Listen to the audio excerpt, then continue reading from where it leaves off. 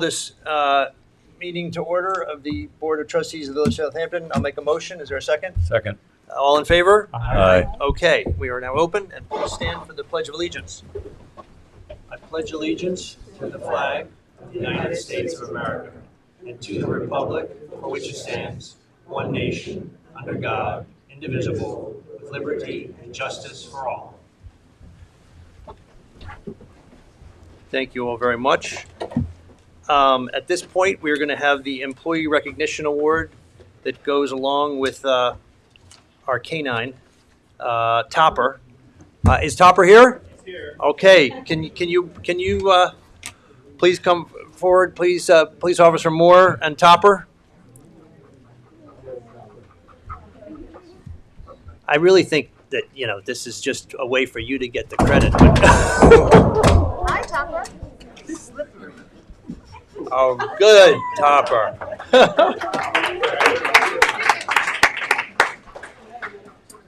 So, Sergeant Dorchek put forward Police Officer Moore and Topper for the work they did in responding to a robbery at the Riverside Maritime Trail Park. And Topper did track down the two accused defendants, and they were taken into custody without incident. So we thank Topper for that. And as well, in July of this year, Police Officer Moore and Topper responded to the Shinnecock Indian Reservation for a reported home invasion. And Police Officer Moore and Topper did locate a handgun that had been used in the home invasion, and they were able to take that. So again, we want to thank Police Officer Moore and Topper for their work. So thank you very much.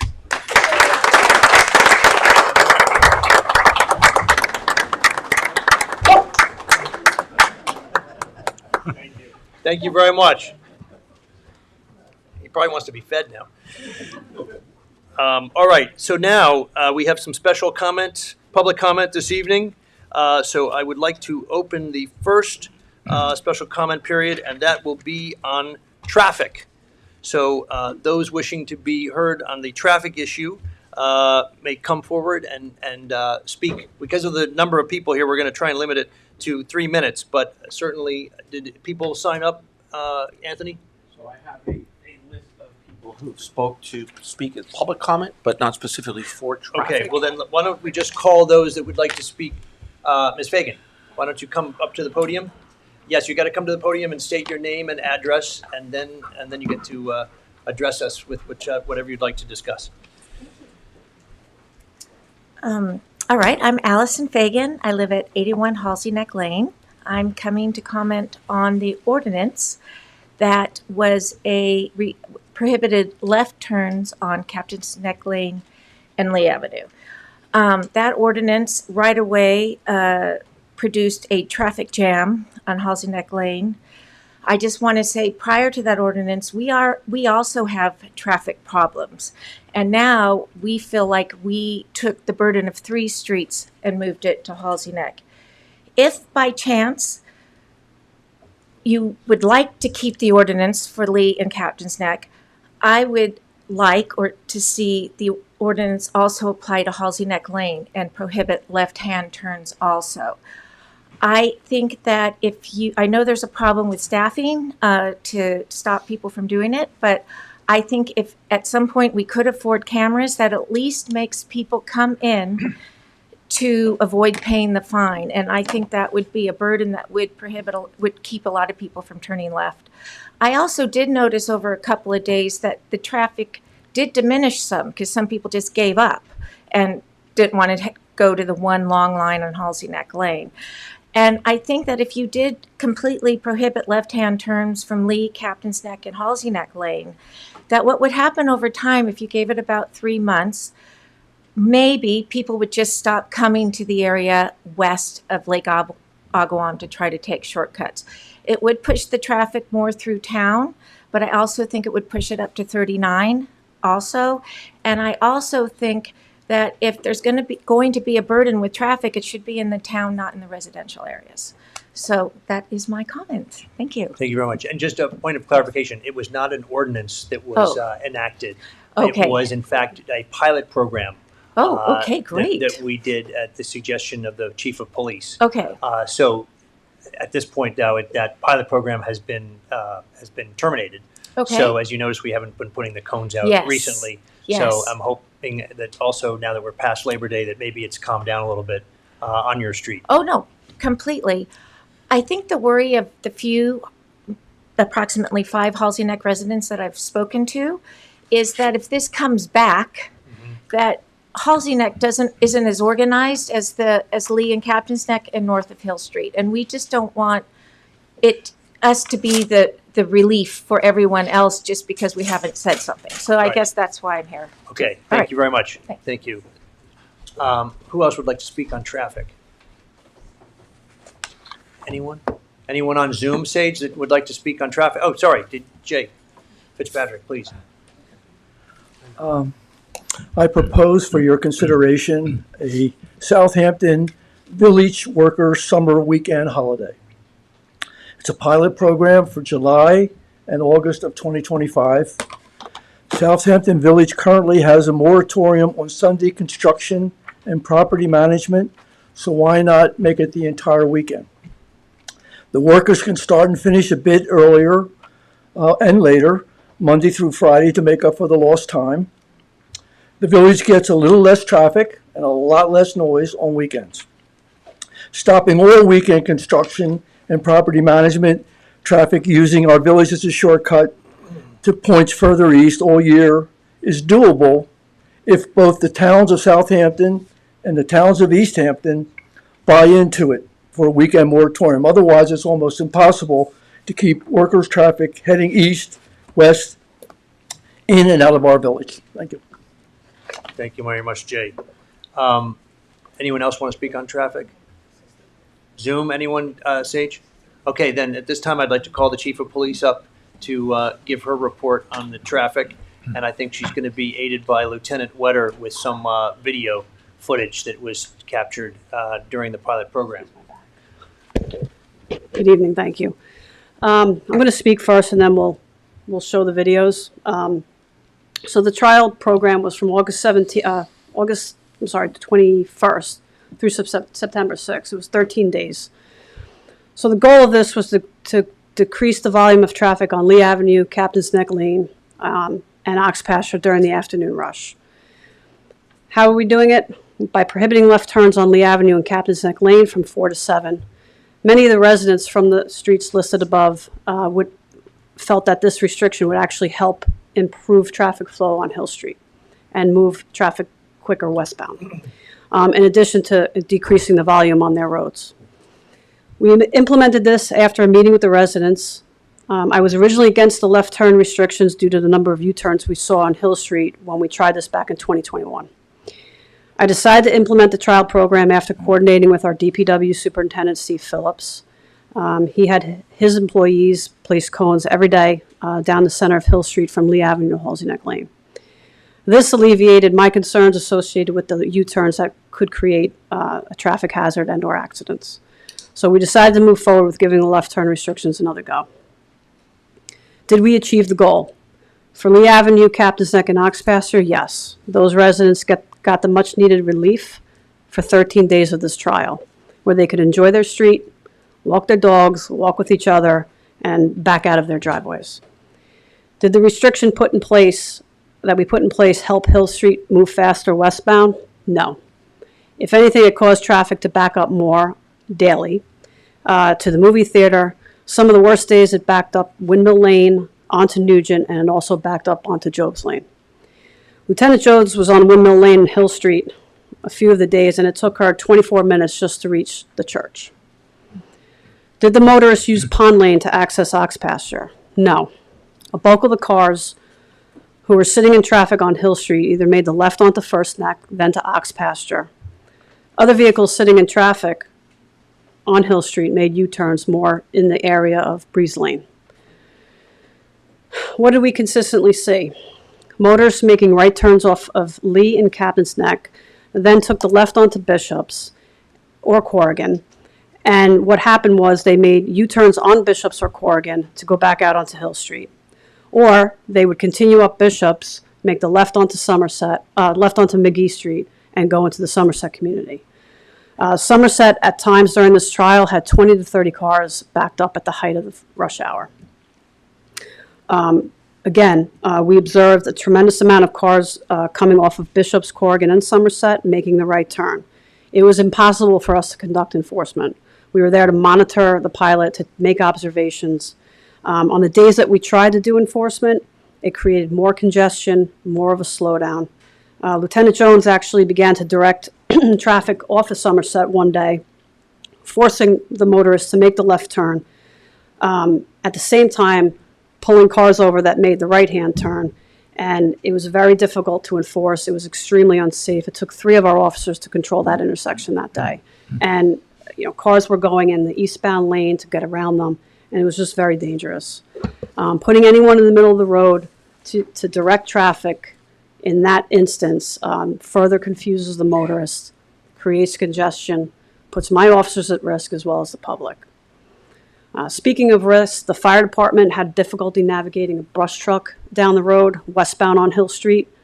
Our fire department volunteers were driving their personal vehicles with their blue lights on.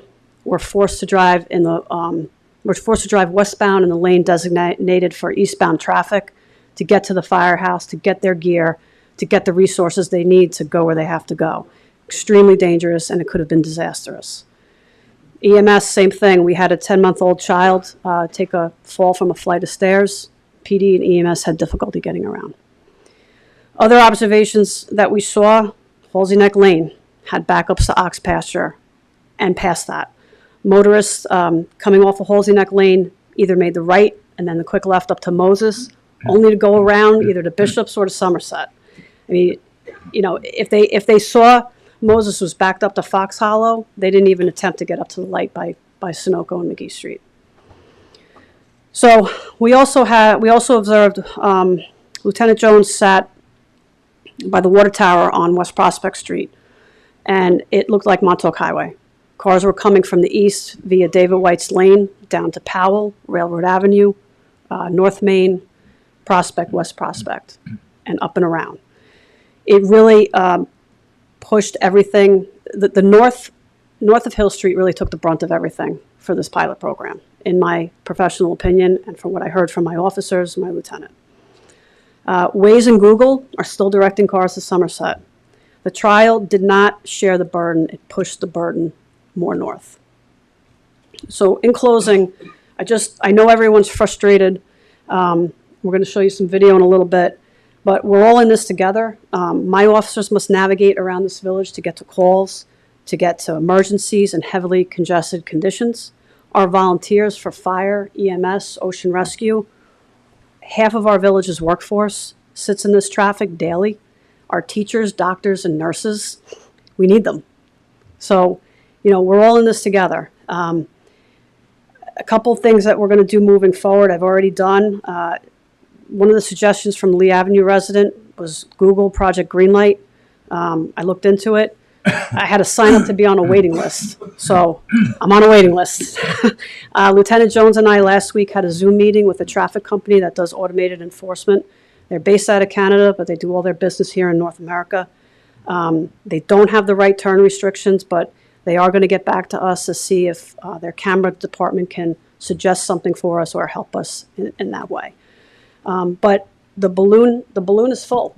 I think we all know that, and I really think it's important that the county and state really start to pay attention to the East End and the issues that we have out here before we start losing our workforce and the important people that keep the East End thriving. So I'm going to turn it over to Lieutenant Wetter. If he can throw up. Oh, he did. Okay. So, Chris, this is Captain's Neck and Bishop's across the way to the south. okay. So you can see all the cars coming down off of Bishop's, trying to make the right turn because they want to go west. Traffic is backed up here. I mean, this was every day. This was pretty much every day. The chutes that we created on Lee Avenue and Captain's Neck, for the most part, people, you know, didn't disregard them, but there was quite a few that just made the left because they want to go west, and there was no one there to tell them that they couldn't. Do we have a backup of Hill Street? Collective pedestrian. Yeah, That's actually one of my guys fixing the oh, cones. I was gonna say.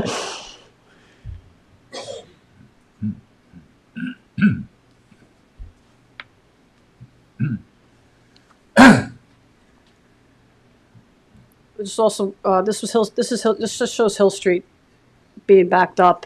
The day that Lieutenant Jones was directing traffic off of Somerset, traffic was backed up into the business district because she had to stop the traffic to let 30 or so cars out.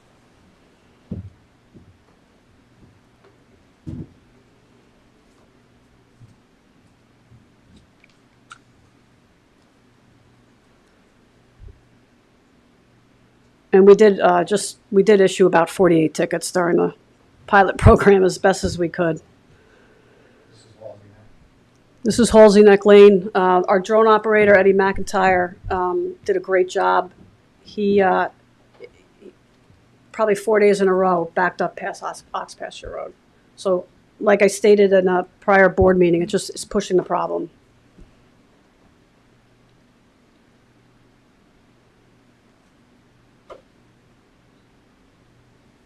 We're moving down Halsey Neck Lane here. So, Okay. okay. Yeah. Thank you, and thank you, Lieutenant Wetter, for the footage. This time, Trustee Zananti may want to say something. Yes, we've hosted several community meetings on traffic, and some of you were in attendance, and they were very well attended. So what we thought advisable was that we would form a traffic committee, a village traffic committee, to discuss and to try to formulate viable options for resolving these traffic issues. The committee will include residents from the affected neighborhoods, both north and south of Hill Street, Chief Hertow, the village administrator, and myself. As Jay Fitzpatrick mentioned and as Chief mentioned, this is a volume-based regional problem. And we think it would be worthwhile to transmit our collective ideas to the Southampton Town Traffic Mitigation Task Force, which is meeting regularly with state, county, and other local authorities. Our mayor is on the task force as well. This month, on September 18th at 4 p.m., is the very next meeting, and I urge everyone to attend either by Zoom or in person. Chief Hertow will be presenting at that meeting as well. And we are formulating the committee, and hopefully we will have it resolved by the next board meeting. Thank you. Thank you, Trustee Zananti. All right, well, with that, I was going to move on to the, unless anyone else wanted to say anything, we could move on to the next special public comment on workforce housing. This was something that was brought up in July, and it was a proposal by the village planners, Buckhurst, Fishjack Marr, otherwise known as BFJ. And this was really to encourage workforce housing in the office districts of the village, also including the office district on Hampton Road. So this was something that we talked about. I certainly would like to get any public feedback from anybody. And I believe we actually have Noah Levine from BFJ on, so he could speak. Sage, do you have him? Okay, thank you. But at this time, does anyone want to speak on the workforce housing plan to have this be allowable by special exception in the office districts of the village? I have a question. I mean, can you just give us a little bit more information as to, Yeah, number of sure. units and Sure. what it's all about? Sure. First I'm hearing of So, it. yeah, that's why we're doing this, because, we did it once, but I said we got to do it again because some people didn't get to hear it the first time. So if Noah is on, maybe Noah could address that and just explain it a little bit better, since it was a plan. Thank you, Noah, for joining us. Of course, I'm happy to assist. I'm happy to answer questions. Could you just give again a brief overview without going into all the details? I'm sorry, but there's some in the audience that aren't fully aware of the program and what it's to do with a change of zoning. But maybe you could just give a brief overview so people understand the concept. Sure, very quickly, this project originated from some recommendations in the comprehensive plan that we worked on with the village. And the idea essentially is to provide some opportunities for affordable and workforce housing in areas of the village that could accommodate it. The two zoning districts that we're looking at are two office districts. There's the Hampton Road Office District and and then another office district that's located on North Sea Road. I could pull up a map, but essentially the idea would be to provide some provisions in the zoning to allow for slight increases in density, other than single-family homes, provided that whoever builds includes some affordable component. And there are some details.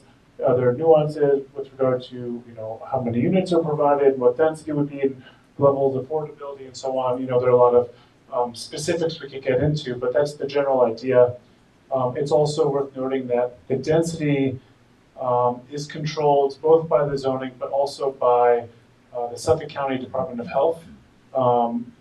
Those areas are really controlled by the lack of sanitary waste disposal systems. So the density in most cases would be limited to less than 4 units per acre, depending on the unit size.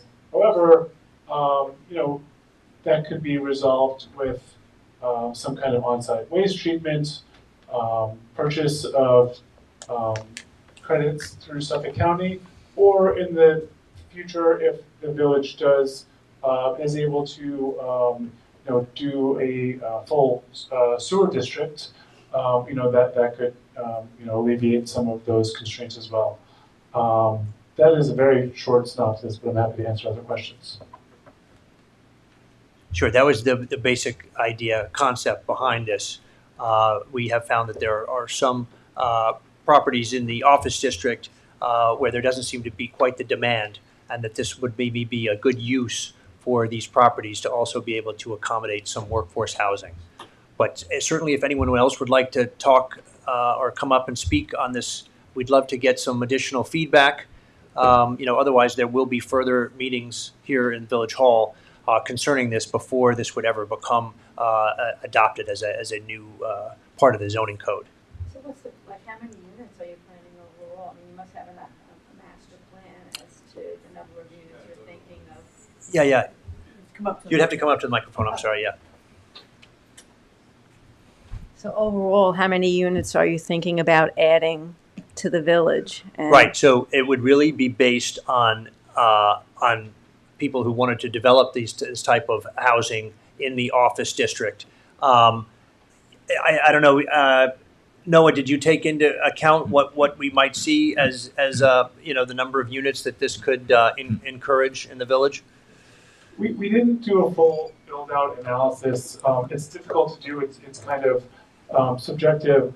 It's worth noting that the existing uses that are allowed, the existing commercial uses would still be allowed. So this would be an additional use. So, buildings in the properties in the office district could still build an office use or commercial use that's currently allowed. This would just be in addition. So it's not to say there's not going to be a huge amount of new development with this. We see maybe some limited infill development on vacant parcels, perhaps. It's not going to result in a tremendous amount of development on a unit basis. But I don't have a specific number, but I don't anticipate the number to be that substantial. It would really have to be done on a case-by-case basis as far as the development is concerned. There aren't large parcels in any of these areas that would result in a significant amount of new units.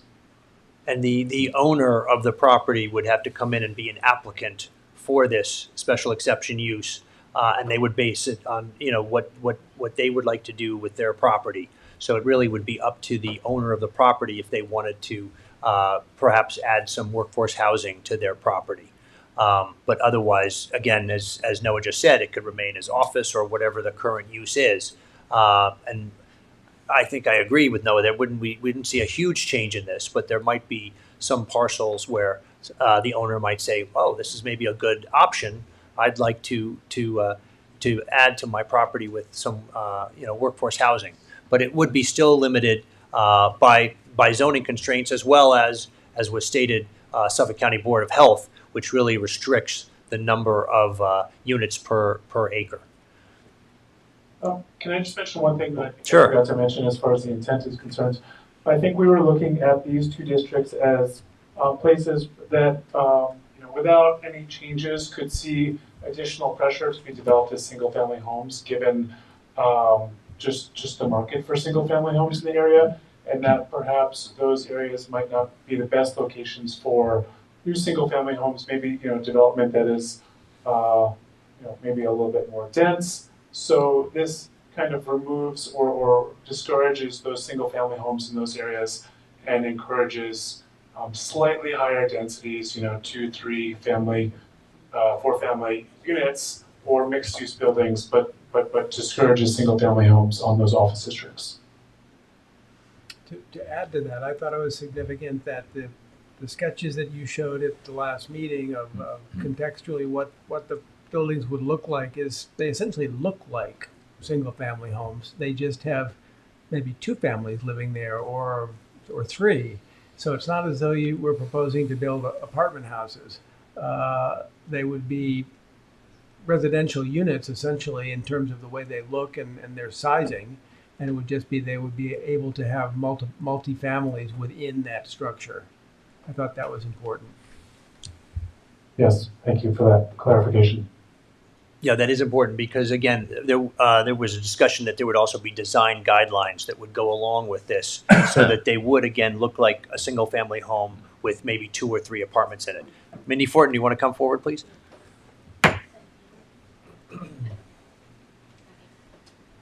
Good evening. Mindy Fortin, 190 Little Plains Road. Just a few questions. Who administers this? Do these people have to prove they have a job or a job offer? Or they're saying, I can't look for a job unless I have this property already? Is that, you don't have to answer these now, but these are just questions. But Noah, you can answer some of these, I think, now, because, again, it would be based on the AMI of Suffolk County, I believe, and that's the average median income, and it would be 50% to 130% would be allowable to reside in these units that are considered workforce. And I don't know, did you have anything else you wanted to add to the comments made by Ms. Fortin? No, I mean, I think that we would put in the zoning code some provisions for monitoring and some responsibilities that the developer would have to adhere to as far as regular monitoring. There are also other third-party entities that really do help with the screening and with the monitoring of these sites. I think we would want to set something up so it's not a burden on the village. And so that's something that needs to be worked out in the details, but it's something also that's being done in many communities in the region. Yeah, Mindy, that's part of the equation. We're talking about a third-party administrator to make sure it's fair and that it's done right. It could be the housing authority, it could be any one of third-party administrators to make sure it's done correctly. Okay, because there's a lot of moving pieces Right, there. that's right. So, and we're not equipped to do that, so it would have to be a third right. party. And is there anything in place if somebody decides to be a squatter and stay there? Like, are these, I know it's left field, but it happens, right? So these are all That's things. the value of a third-party administrator. Okay, gotcha. All right. Thank you very much. Thank you. Thank you very much. Anyone else wishing to be heard on this? Christine, did you want to come forward? And Sage, then you're going to tell me if is there anyone else that might be on Zoom that wanted to speak besides Noah? It's Christine. Okay, Christine, go ahead. I was just going to ask the question, so supposing one of these lots is residential in the office district, and the owner goes along with this, and then can he revert back to residential afterwards if it didn't work out or decided to after a certain amount of time? Well, I mean, it is residential. Well, right, but if it's one family, let's say, and they're gonna just add another structure on the property if it's large enough. And with that, yeah, that's not exactly what was anticipated here. It would be one structure. There is an allocation for two structures, but the parcel would have to be significantly larger. Right. But again, it's. But then does that remove the residential component to it? Even though it's residential, but you know what I mean, like, you can't go back to having one structure in the future. I think you'd have to probably go to the zoning board and get permission to have revert it to a single family curious. house. Yeah, I mean, yeah, it's a good question. I mean, Noah, we can consider all these things as we move along here. Yeah, of course. I think the idea is to, part of the zoning is to discourage single family. So if there is a single family and they decide to take, right, they would be permitted to continue to exist as a pre-existing non-conforming use. But if the zoning were to, no longer allow for single family as a special permit, and that person decided to do a multifamily building, if they decided to revert back to a single family, they might need a variance to do that. That's what I think. Yeah. Thank you, Noah. Was there a hand here? Sorry. Wayne Miller, Somerset Avenue. Any update on the Southampton Inn? That's the next public hearing. Well, You're ahead of the game. Thank you, Mr. Miller. Anything else though on this specific topic of the workforce housing in office district? It's a proposal at this point. Okay, all right. Then why don't we move on to the public hearings? And so the first public hearing is a proposed special permit for a workforce housing development and resort hotel use at 71 Hill Street in the Village of Southampton pursuant to 116.5F of the Village Code of Southampton. The property is further identified on the Suffolk County tax map as 0904-006-0001-00008000 and located at the northeast corner of Hill Street and Viridian Way. This was already opened and it has remained open from the Board of Trustees meeting of August 8th, which was a month ago. So at this point, it is already open, and I'm going to make a motion to reopen. Second. All in favor? Aye. Okay, so I guess at this time we will have the applicant present. Good evening. Thanks for giving us the opportunity to present. My name is John Bennett, and with me is Bailey Larkin from my office. The project sponsor is here, as well as John Rose and Scott Rose. This is a continuation, as you stated, Mr. Mayor, from a public hearing held back in August. This project, when you first saw it and was as first approved, was for 49 resort hotel units as a result of the sections in the village code that allow that resort hotel units with efficiencies in them. With 4 workforce housing units, it's been modified so that the number of resort hotel units is 40, and the number of proposed workforce housing units in the easterly building in the front is 8. We also have some housing for 8 staff members in the hotel has been accommodated. So the number of hotel units has been resort hotel units has been decreased from 49 to 40, but the number of workforce housing units has been increased. I've represented a lot of people over the last 42 years of practicing with plans for various different developments, and some of them I have, as a lawyer, have put forward when I've had sort of concerns about some of them. It's not my job. It's the job of the municipality. It's my job to put my client's best foot forward, and the municipalities to decide. But I can say without reservation, this is a plan which I, not only as counsel for the applicant, but as a village resident, embrace wholly. This is a great plan. It's a really great plan. Time and time again, people will ask where they can stay here, and for overflow for people who have homes here or just come out and enjoy this wonderful community. And the options are limited. This is going to be going to take great strides to changing that. And also, it's a great shot in the arm to the village. The Job's Lane and Main Street. So, and of course, as the code requires, we're providing some workforce housing. So I'm going to let John and Scott present, because we have some wonderful architecture here. But before we get there, I just wanted to talk about two things: parking and cross access. I was glad to see at the last meeting, as the mayor noted, that a traffic study, which the village had undertaken, indicated that there actually would be a positive aspect on traffic as a result of this taking over what the existing uses on the property were. And that seems to me to be something that even a layperson could get to, but I was glad that the traffic engineers that the village retained came to that conclusion. So that's a wonderful thing. But I want to speak a little bit before John and Scott present to you this wonderful architecture and how we've talked and modified this plan to take care of emergency vehicle access and circulation, about this concept of cross access. Because we don't think it's appropriate to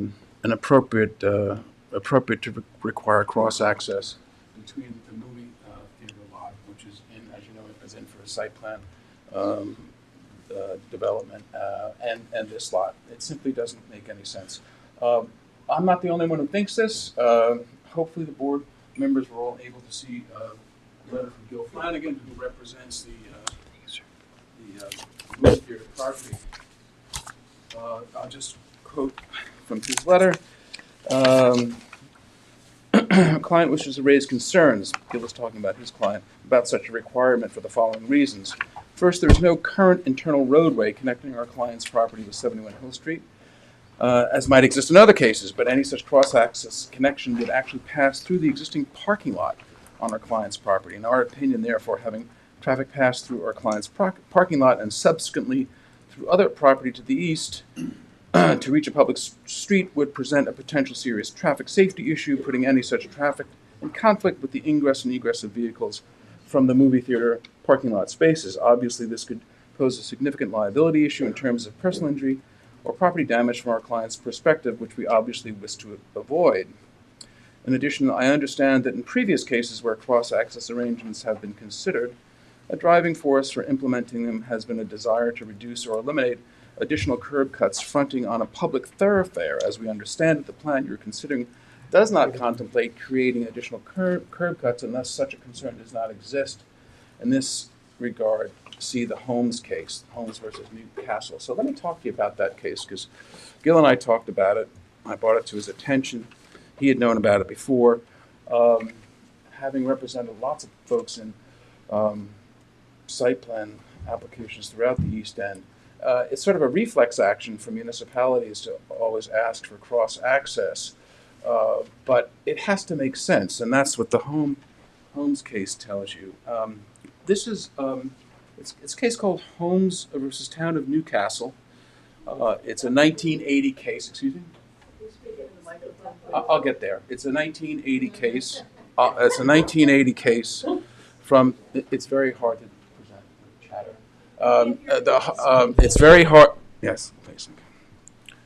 I'm trying to explain some case law and some traffic engineering concepts. So please, I would like not to be interrupted. The Holmes case is the only case, the reported case in the state of New York, where a court allowed the possibility of a municipality requiring coordinated access. It's a case from 1980, that's some time ago. And interestingly, in the Holmes case, the court actually sent it back to that planning board, finding that the municipality, even though it was a possibility to require it, had not done their homework and not shown the need for it. But I'm going to hand out, it's very unusual, the court in Holmes actually put a map in the decision. I'll wait until everyone gets a copy of it. You'll see what was going on in Holmes.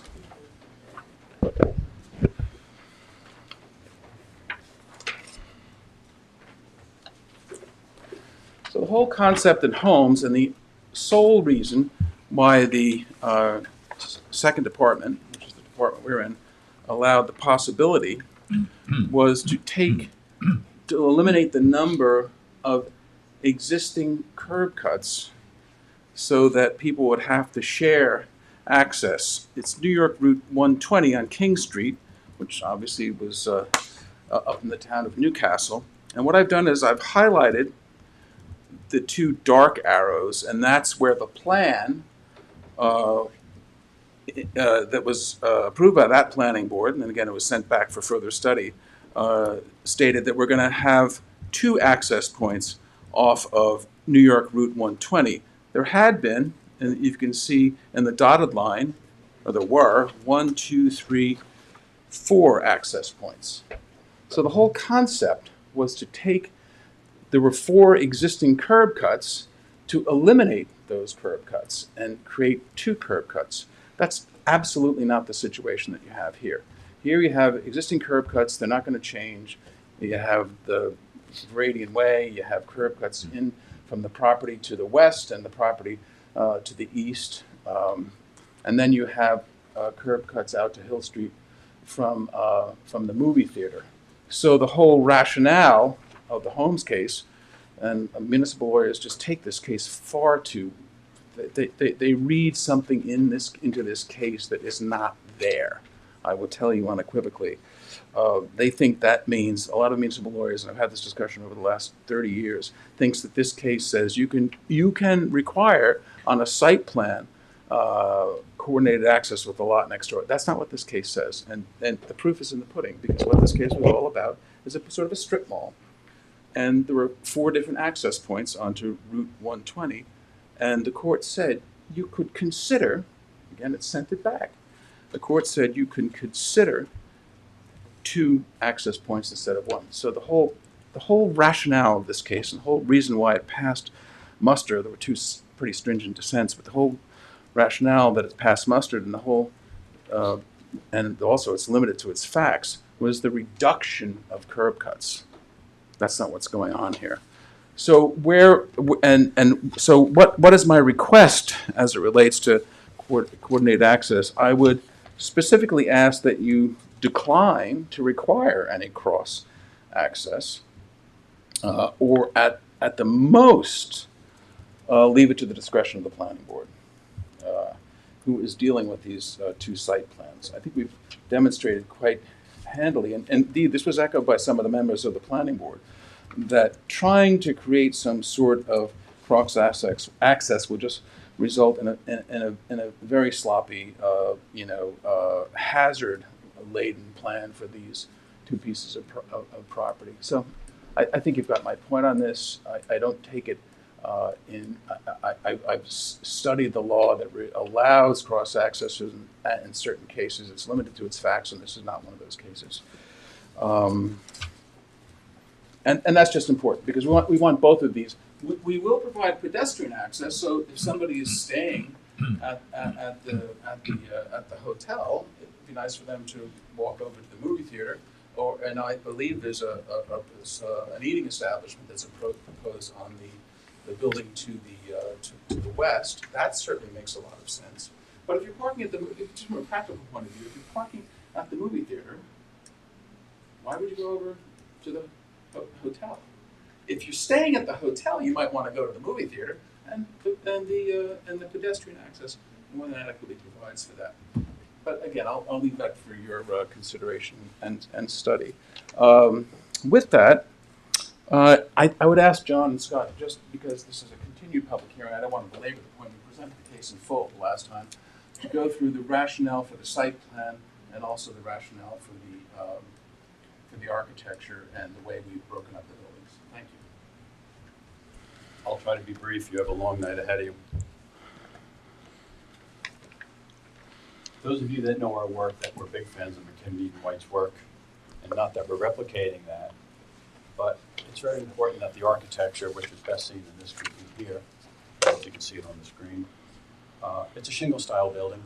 There are several gambrels in the neighborhood. It's important that it blends in. You know that your own code says that we have to occupy, in theory, 90% of the road frontage, which is Radian Way. Mm-hmm. That would make for a very long, boring building. So what we tried to do was to break it into one mass of a building, one mass of a building here. Excuse me, I'm So sorry. It's up there. I'm so interested. Oh, thank you. Oh, there you Thank go. you, I'm quite interested. Do you want us to flip it? No, No, it wasn't up. It wasn't It's up. up now it is. Thank you, and excuse me. So the one mast to the left here, and then in the middle, which is the enclosed swimming pool, and to the right of that is another massive building. So we tried really hard to break it up. Let's face it, your code requires us to cover 90% of it, and we're going to hopefully get a little bit of relief from that. Yes, we're gonna have to go to the zoning board of appeals. And we understand that, but it has to be a long stretched out building within reason. On Hill Street, it's a different issue because we have two existing buildings. Those two existing buildings, I'm not going to dive into it too deep, but this one here is the one that would be the workforce housing. This one here is to remain its current use. Right here, a dotted line, you can see the clock tower that we're proposing to remove. And of course, the architecture on both of these buildings will be cleaned up. They do need a fair amount of work, and we know that. And we do have tenant legal responsibilities relations, existing relations in that building, which In is that why it's current not building available there. for anything other than. Right. We met with Dean and the building department, fire marshal, and when we first started, we talked about fire circulation. How do you fight the fire? Where do the cars go? Where do the trucks go? How do they get around? So you'll see we have it kind of pretty straightforward where you come in and you can go through and come back out again over on that end. This dimension is 26 feet instead of the standard 24 feet because that's required for fire trucks. All the parking, of which we're able to have it all on this property. We need no off-street parking, no relief from it. We'll be out of the way. God forbid you're fighting a fire. I could go into this, but we spoke at length at the last meeting. We tried very hard to make it a soft building, although this drawing is two-dimensional. Where I point here, here, here. Those roofs pitch back, so it's not a flat building, intentionally so. We try to really bring the scale down. And as I said, I can go on, but Scott can talk briefly about some of the square footages. There were questions about the length of the building last time, and we can answer some of those questions. But again, it's very important to note that your code requires this building to take up 90% of the frontage on Arabian Way. I happen to think those code sections, as they relate to village business, were meant primarily, were probably meant solely for Job's Lane and Main Street. It just doesn't make any sense. Those buildings, you have a unitary shopping area. We will have to go to the zoning board of appeals. We would like an indication, to the extent that you can, that you think that that this building broken up the way it is makes sense, and we will go there. But we think we can present a very strong case to the zoning board of appeals that, given our attempt to break this building up, and given the fact that the 90% frontage requirements probably comes is geared to Job's Lane and Main Street, that these two, excuse me, these two, I can't. I'm who are the people that can't hear me? That breaking up these two buildings aids both architecturally and functionally. Scott, did you want to talk? Yes. So again, with that, currently our building occupies 68% of Radian Way. In order to get the 90%, that building would have to be over 500 feet long. Currently, those two existing buildings, E and F, that are there now, they occupy 83% of the road frontage on Hill Street. Another code that we had to apply to this was we can't have our building exceed 3 feet past the property setbacks along Grading Way and Hill Street. Hill Street is the pre-existing non-conforming, but the new building does conform to that. We have broken these buildings up into A and B. A is north, B is south, with the pool, the indoor pool connector between. There will be no rooms or habitable space above this pool. It would be an open ceiling to let in natural light and ventilation. So building A and B, they are the same length. They are 161 feet along Grading Way. The building itself from Grading Way, the depth is 42 feet at its maximum point. Let's see. The village business code, I believe, allows a 75-foot Correct. It's hardly aggressive. We are 2.5 stories, with Building A having 20 units on 2.5 stories, Building B having 20 units on 2.5 stories as well. You'll have a fire suppression system on all floors, including the basement. Let's see. So if we added up all the square footage between Building A, B, and the pool, and all the rooms, all 40 hotel rooms, it comes to 21,000 square feet. When you add up the circulation, elevators, stairwells, and fire access stairwells, that's just over 11,000 square feet. The indoor swimming pool is 2,600 square feet. Covered balconies and porches, each room gets one, comes to a total of 3,660 square feet. We are proposing seasonal staff housing in the basement in 4 units, 2 people per unit, for a total of 8, which would be about 3,000 square feet with the appropriate egress areaways to let in natural light and ventilation, as well as egress in case of an emergency. The remaining portion of that basement would be unfinished or used for mechanical storage, a laundry facility, things of that nature. When you add up all the rooms, circulation, heated and habitable spaces, indoor swimming pool, it comes to 34,906 square feet for buildings A, B, and the swimming pool on 2.5 floors. Now, how are we getting all of this this habitable space onto this site? We're doing it by providing an on-site wastewater treatment. It's essentially a small sewage plant. It is. So with that, each hotel room is going to be approximately 600 square feet. Our workforce housing, which will be in Building F, 2 floors. Currently there are 8 commercial spaces, 4 on each floor. We would repurpose and reuse as much of those existing spaces as they lie. So they will range from 710 square feet to 1,200 square feet per workforce housing unit. So they're not punished by any means. We have... And that's a great, I can't ever overemphasize this incredible environmental benefit of the on-site sewage system and what that does to significant nitrogen reduction, even from the existing use on the property. It's, just basic,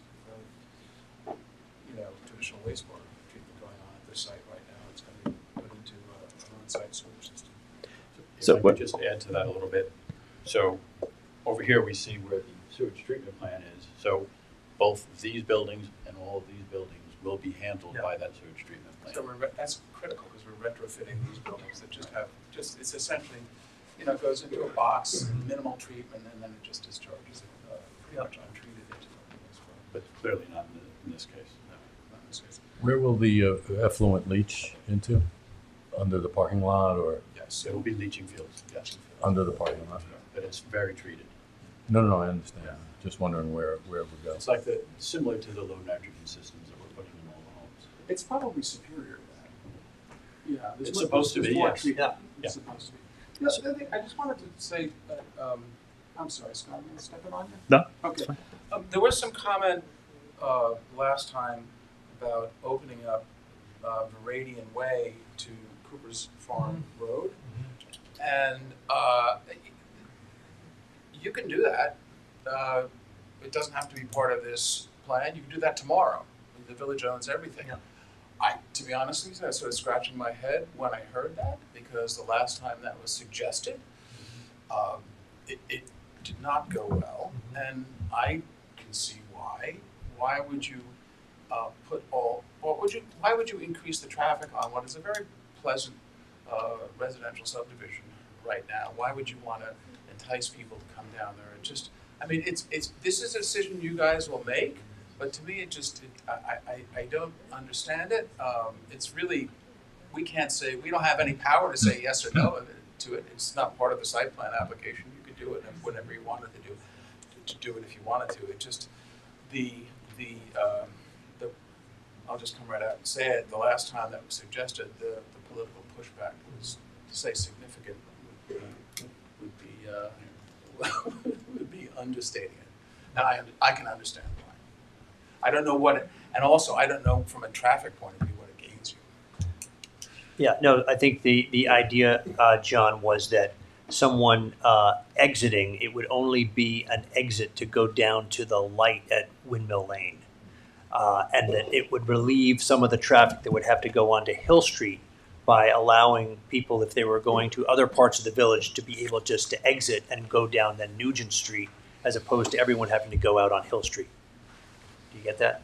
No, I don't. I'm sorry. Why would you open up Cooper's Farm Road to Meridian? That's what their suggestion was. It was actually the reverse, to only allow exits from Viridian down Cooper's Farm to the light at Windmill Lane as another way to exit to go into the village, as opposed to having. Yes, well, out of anyone on Viridian Way, as opposed to having to go out onto Hill Street and then down towards the monument. Go ahead, sir. I would argue that in the previous presentation, they made it very clear it's difficult to control people from going left or right. So if we have this, even though it's assigned that way, that you can only go right, it's another policing issue, perhaps. But also you have the morning rush hour traffic too. Everyone coming down eastbound on Hill Street that would then use that. I think you should probably take a poll of people that live in that subdivision to see what they think about that. Well, it actually would mostly go by the library. So we only right only out. That was what was anticipated. Again, And that's I your will decision. talk to the village traffic engineer to discuss that No, further. but again, I wanted to bring it up, but it's your decision. Mhm. You know, you own both of these things. Mhm. Okay, so why don't we, yeah, sorry, Scott. Sorry, I do have another thing I just wanted to talk about while they were talking about the septic system. We managed to get 24.5% of green space out of this whole site, which is up from 18 from previous iterations. So that's been good. We're trying to do something that I think is Oh, yeah. gonna be, Thank you. Now, we can hear from board members, or we could ask members of the public if they wanted to add something at this point in time. But thank you very much, John. Yeah, so I would ask after, Scott. respectfully request after John. hearing from the public, or if we can respond to any other comments if the board will close the public hearing and Sure. do a decision. Sure. So why don't we go to members of the public that would like to be heard on this proposal at Viridian Way? Anyone like to speak on this? Mr. Miller, did you want to speak on this? Yeah, I guess so. You know, it seems like. Well, just wait. Just please come to the podium so you can speak at the microphone. Sorry. So what's the size of the original Southampton Inn? Is this, to me, it looks like it's a 50% expansion, something like that? The existing Southampton Inn, So all I know is I think the existing inn has what, 90 rooms? 90, and this is going And to be this would like be 40. almost 50% expansion. I don't know the size of the old rooms. Of the- They're smaller, as my Smaller, understanding. right? These are 600 So square I'm feet. thinking square footage wise. You just nod yes or no. Yes or no, 600 square feet. The current rooms are smaller. Current rooms are smaller. Smaller. So it feels like square footage wise, this is going to be a 50% increase, somewhere around there, because it's, right, something like that. So my only concern, it's not up there anymore, is traffic. I know you said last meeting that the engineer said something, but it feels like there'll be a lot of traffic coming on Hill wanting to go left, which will really slow up Hill Street even more, especially rush hour going west. So I don't know what to do with it, other than I'm more concerned about the traffic. Just with And I everything think that we're- was again why there was the suggestion that maybe there'd be an additional exit I kind of like that. from Viridian down to Yeah. Windmill Lane. But again, with Chief Hertel, I mean, you I don't know. have to- Yeah. The enforcement part of it. We're not going to put cones out, no. Any other members of the public here? Or Sage, do you have anyone online that would like to speak? No? Okay, then why don't we go to the board? Trustee Simeone, would you like to? Oh, my comments are pretty much the same comments I had last time. I felt that in order to allow such a, I don't want to say massive, but very large project, I mean, we're pretty much looking at a 40-unit apartment building, because these are 600 square foot. They were like one-bedroom apartments. So it's not a small project, and I thought that for the village, we should get more consideration as far as having workforce housing. I'm also concerned about the parking. You also have, in addition to the rooms, you also have the people that are going to be working there. They're going to need parking. And so if you're allowing parking per unit, you're not really allowing parking for the additional people that will be working there as well. So I think there may be less parking available than really is necessary, and the overflow may be helpful at that point. And it's just the size of dimensions of structure. We're talking about a structure that is about 360, I think if I understood properly, feet wide, 40 plus feet in depth, and if it's 2.5 story, maybe 35 feet high. So we're talking about a really massive structure there that will be seen by even just going there. It's just, it just looks like a very large structure to be putting there. That's all. So maybe we need to balance that out, and workforce housing definitely would help in my view. Okay, Trustee Zanotti? Nothing to add to those comments, no.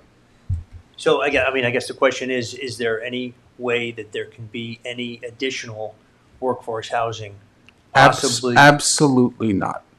Absolutely not. We started with 4. Yeah. We came with 8. Everybody likes to talk about this stuff, but it has to make economic sense.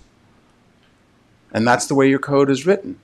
The carrot is to create a certain amount of workforce housing.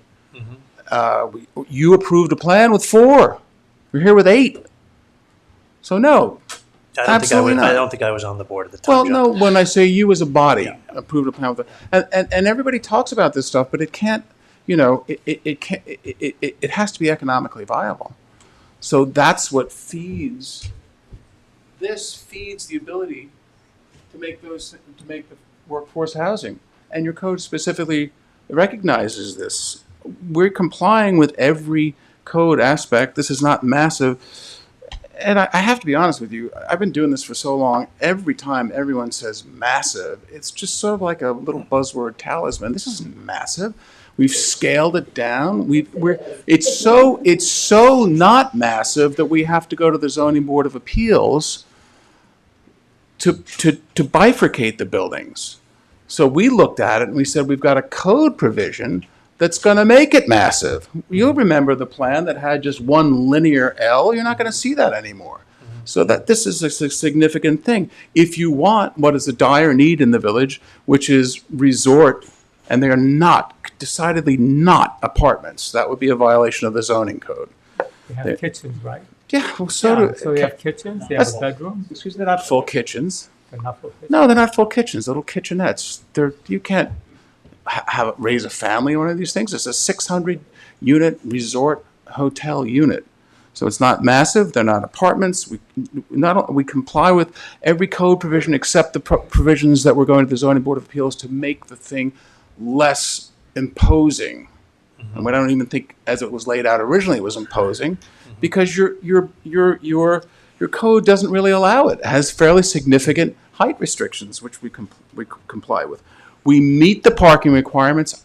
Our study and your study said there's not going to be any problem with that, and there's not going to be any problem with traffic. This actually ameliorates traffic concerns. So if you want something like this, we assume that people like this. If you want something like this, we've hit the number where there is pain in having to build those 8 units. There's no question about it, because they're not market units. You have to balance the pain with the benefit from the 40 resort units. We had a lot of soul searching. How high can we go and still keep this as economically viable? And the number is 8. So no, we don't have any interest whatsoever in that. If there's and quite candidly, I'm just talking turkey right here. If there's a push to create more affordable units here, we'll simply withdraw the application, which would be a very sad thing for the village, I think. A very, very, very sad thing.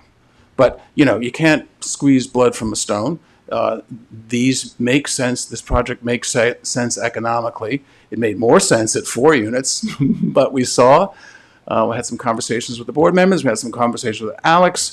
We saw that you wanted more, and we came in and we doubled it.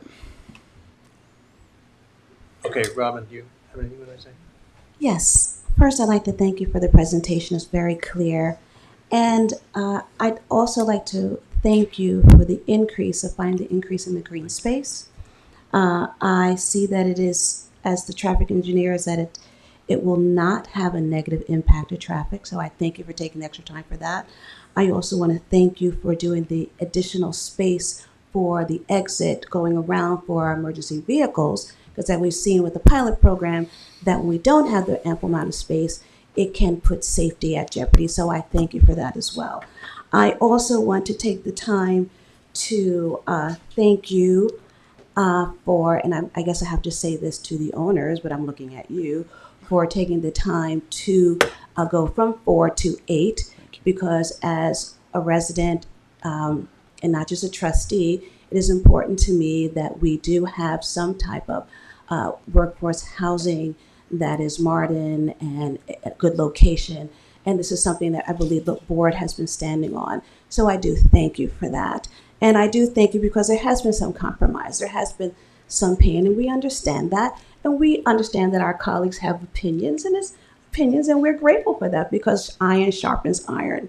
So with that saying, I thank you, and I feel comfortable enough if I have any further questions that I know where to go. Thank you. Thank you, Trustee Brown. Trustee Stevenson. I said at the last meeting, I continue to think that this plan addresses many of the issues that this village needs in a positive way. And we recently had a meeting last week where the need was stressed regarding our village business district to extend the season from just the intense 2 months of July and August into the shoulder season, and a word was coined. Instead of Tumbleweed Tuesday, we decided to call it Tourism Tuesday, so that people would come to Southampton and enjoy our beautiful beaches in the fall and in the spring, and not just in the summer. Well, those people need places to stay, and right now we don't have any. Yeah. And the owner of this property has made a very nice plan that checks a lot of boxes. There are green spaces. We're getting rid of a septic system and adding sewage treatment. We're going to have some workforce housing, in fact, more than was originally proposed. There is a building there. It's already a massive building there. The problem is it's a wreck, and it's embarrassing to the village to have a building that's falling apart, that has no use at all, and instead of having a beautiful facility that 40 people can stay at during the spring and the fall.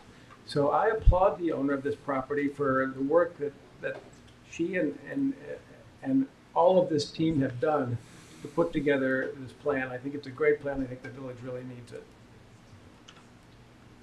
Thank you, Trustee Stevenson. I appreciate it. Really Okay, at this time, I would ask one more time, though. There's no way to get 2 more units in the other building? No. Okay, just throwing it out there.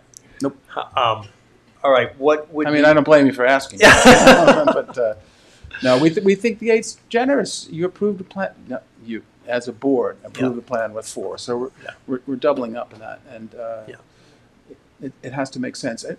And to Trustee Stevenson's point, there's I go sometimes up to Watch Hill, Rhode Island, and there's a wonderful place there called the Ocean House, and it actually does extend that's a town that used to literally roll up the sidewalks come Labor Day, and it does extend the season there because it is a wonderful facility where people can And go. we're so excited to have the movie theater being renovated. Yes, and they're going to have exactly. presentations, and we want people to come and visit that movie theater and go to the IMAX theater, and they need a place to stay, and it's right next door. It's perfect. 8 units is a lot. There hasn't the village. I mean, the village itself. I'm sorry to dip my toe into this, but the village itself hasn't done a lot because it's hard because of the real estate prices. It's very difficult. Like even the stuff that you're wisely proposing on the office district, you're going to get blocked in a lot of ways by the health department regulations. I mean, even if you weren't going to transfer in Pine Barren credits on those lots, they'll only let you double up. The health department is really, I have argued to the health department for years, you have 3-acre zoning, you have 2-acre zoning. That's essentially a groundwater management plan. You should allow these sort of things in the smaller zones, but they don't want to hear it. So this is really a wonderful opportunity to do what's going on here and what we're proposing. And I would ask you to embrace it. And Ed, you and I are used to sort of heated exchanges, but that's okay. We enjoy it. Go back a long time. Usually we always agree. We usually always agreed, yeah. But so I guess this time I'm not the over-developer after all. I know, I understand. Would anyone? Sorry, did you want to say something, Scott? Sorry, I was just talking with Dee Dee. So currently, the existing buildings, C, D, E, and F, currently have 20,000 square feet of commercial space right now.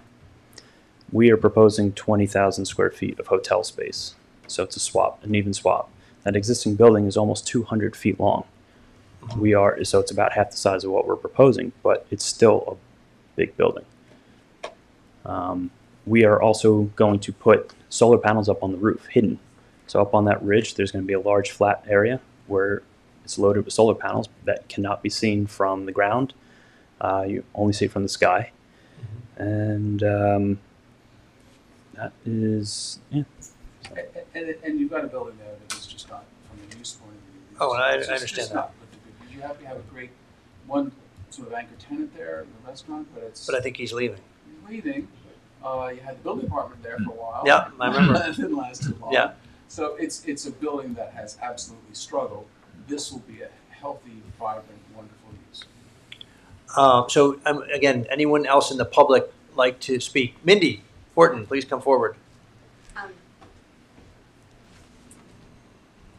Again, Mindy Fortin, 190 Little Plains Road.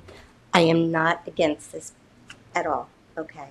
I think it's wonderful, but I do have questions. How is it possible that this will have a positive effect on Hill Street traffic? I can explain it to you, because what Scott just said, that this is actually 20,000 feet of retail space right now. Retail space creates much more traffic than hotel space. I don't know a single person who shops there for any... Because there's not much going on there, but I can show you the report that was done by our consultants, VHB, and they showed that changing retail space to hotel space decreases traffic. I know, but there's no retail space. I mean, there's no retail in it currently. But there used to be a yoga studio there. There's a restaurant that's still there. It could be 20,000 square feet of retail space. I still, in my little mind, don't understand, but I do like the possibility of exiting out on Cooper's Farm. And you've said it yourself, Roy, July and August are intensive. I mean, you can't move, you can't do anything. If we're adding 40 more rooms during July and August, you can't even get into a restaurant. I mean, Village Tea Shop is an hour wait for a sandwich. 40 more rooms. And where are these people going to the beach? They don't have stickers. No, but the Southampton Inn does run a shuttle that takes people from the hotel down to the beach. So it actually is only creating one vehicle transporting multiple people at once and not requiring a parking space at the beach. Okay. And is that Cooper's Beach? Yep, they go to Cooper's Beach. Am I right? Yeah. And then my final is Southampton Inn. Is it full in September, October, November, December, January, February? I couldn't answer the question on the I don't understand of the inn, actually. If this is more to bring in people for outside July and August. We already have an inn that is not fully occupied, to the best of my knowledge. So I don't understand the argument for that. I'm not anti this. I'm just trying to figure these out. And how long is it legal for somebody to stay in a hotel room? I don't know. I don't know the answer to that either. How long is it legal for someone to stay in a hotel room? Oh, I was just wondering what constitutes becoming a resident versus, just in a hotel kind of thing. But again, like if the Southampton Inn is not occupied the rest of the year, I don't know what this is going to do just because it's nicer and newer. I agree, something has to be done there. And I'm way better with it when traffic exiting, but I'm still confused. What would you suggest she do with the property? I do not have an answer for that. But I mean, It was a hotel. It was used, the rooms were used much more frequently. They could be used more frequently even without this plan if they decide to do something else. right, but it just seems to me like July and August are so intensive. I think everybody can agree. And if you're trying to do the off-season, we already have off-season hotel. That's just, I don't have the answers, but thank you. Again, I'm not that I'm not allowed to respond. Oh, just not much. Any other comments from the public on this topic? Anything? Anyone?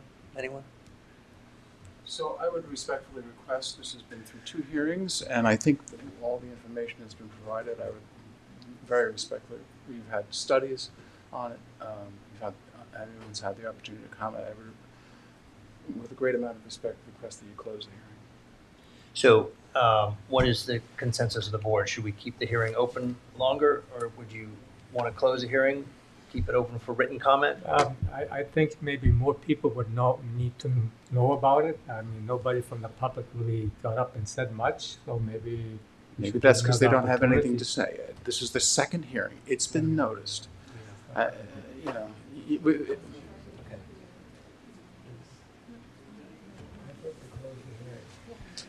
Okay. Did you want to talk to your traffic engineer? you did. You had a traffic Yeah. study. We didn't really resolve the cross-access issue. No, but you're going to consider that, and that's for consideration after closing the hearing. They'll deliberate on that. What's the purpose of keeping the hearing open? This still has to go to the zoning board, the planning board, and the architectural review board. Mhm. So Yes, this is a long way from being approved. Yes. But I would really ask you to close this. I mean, no, I get it, John, what you're asking before, but But what else? What else? You keep hearings open. Yep. When you people have indicated that they're going to put in more information. You don't keep hearings open because, in all fairness, in your mind, not enough people came to the hearing. This is the second hearing. It's been fully noticed. It's been posted. Right. All of that stuff. I do think I would like to talk to our traffic engineer about the idea of opening Veradian Way onto Cooper's Farm and determining how that would affect this proposal. You can do that after you close the hearing. There's a very specific reason for these hearings. It's not a zoning board of appeals hearing where it's quasi judicial, so all of the stuff has to come in at the hearings. The purpose for these hearings is to have the public speak. The public has spoken. The public has had 2 opportunities to speak. That's correct. Eileen, do you have any comments? No. If you want to keep it open, you can keep it open. If you want to close it, you can close it. We can still do more work after we close it. But you can also keep it open again if you want. You're not closing the record. You're not closing the ability to deliberate about this. You're not closing Well, I the know ability. that. You're not closing the ability to ask you if you want to speak to your traffic engineer, which is about Brady Way. You have all the opportunity to speak to it. Again, I want to stress, this is not like a zoning board of appeals hearing. When once you close the hearing, the record is closed. The purpose for this public hearing is to allow the public. I get it. All right. So, and Sage, there was no one else on the Zoom, correct? All right. So what I think I'm going to do is I will keep this open for written comment only for 10 days. Thank you. And I'll make a motion that we keep this open We'll for close the public hearing, but keep it open for written comment for 10 days. Do I have a second? I have a second. All in favor? Aye. Any opposed? Okay, that's it. Thank you. I'm taking this. I'll leave it here. Thank you. Thank you. Thank you very much. Okay. I'll let you guys come around.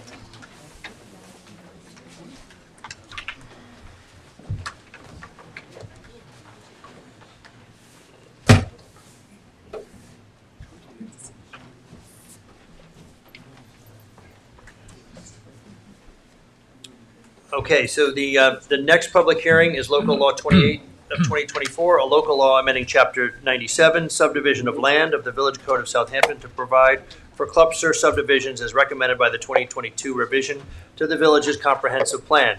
This was open from also the August 8th meeting. Do we have anyone that would like to comment on the local law pertaining to the subdivision of land and clustering by the planning board? Well, I don't see anybody, but just so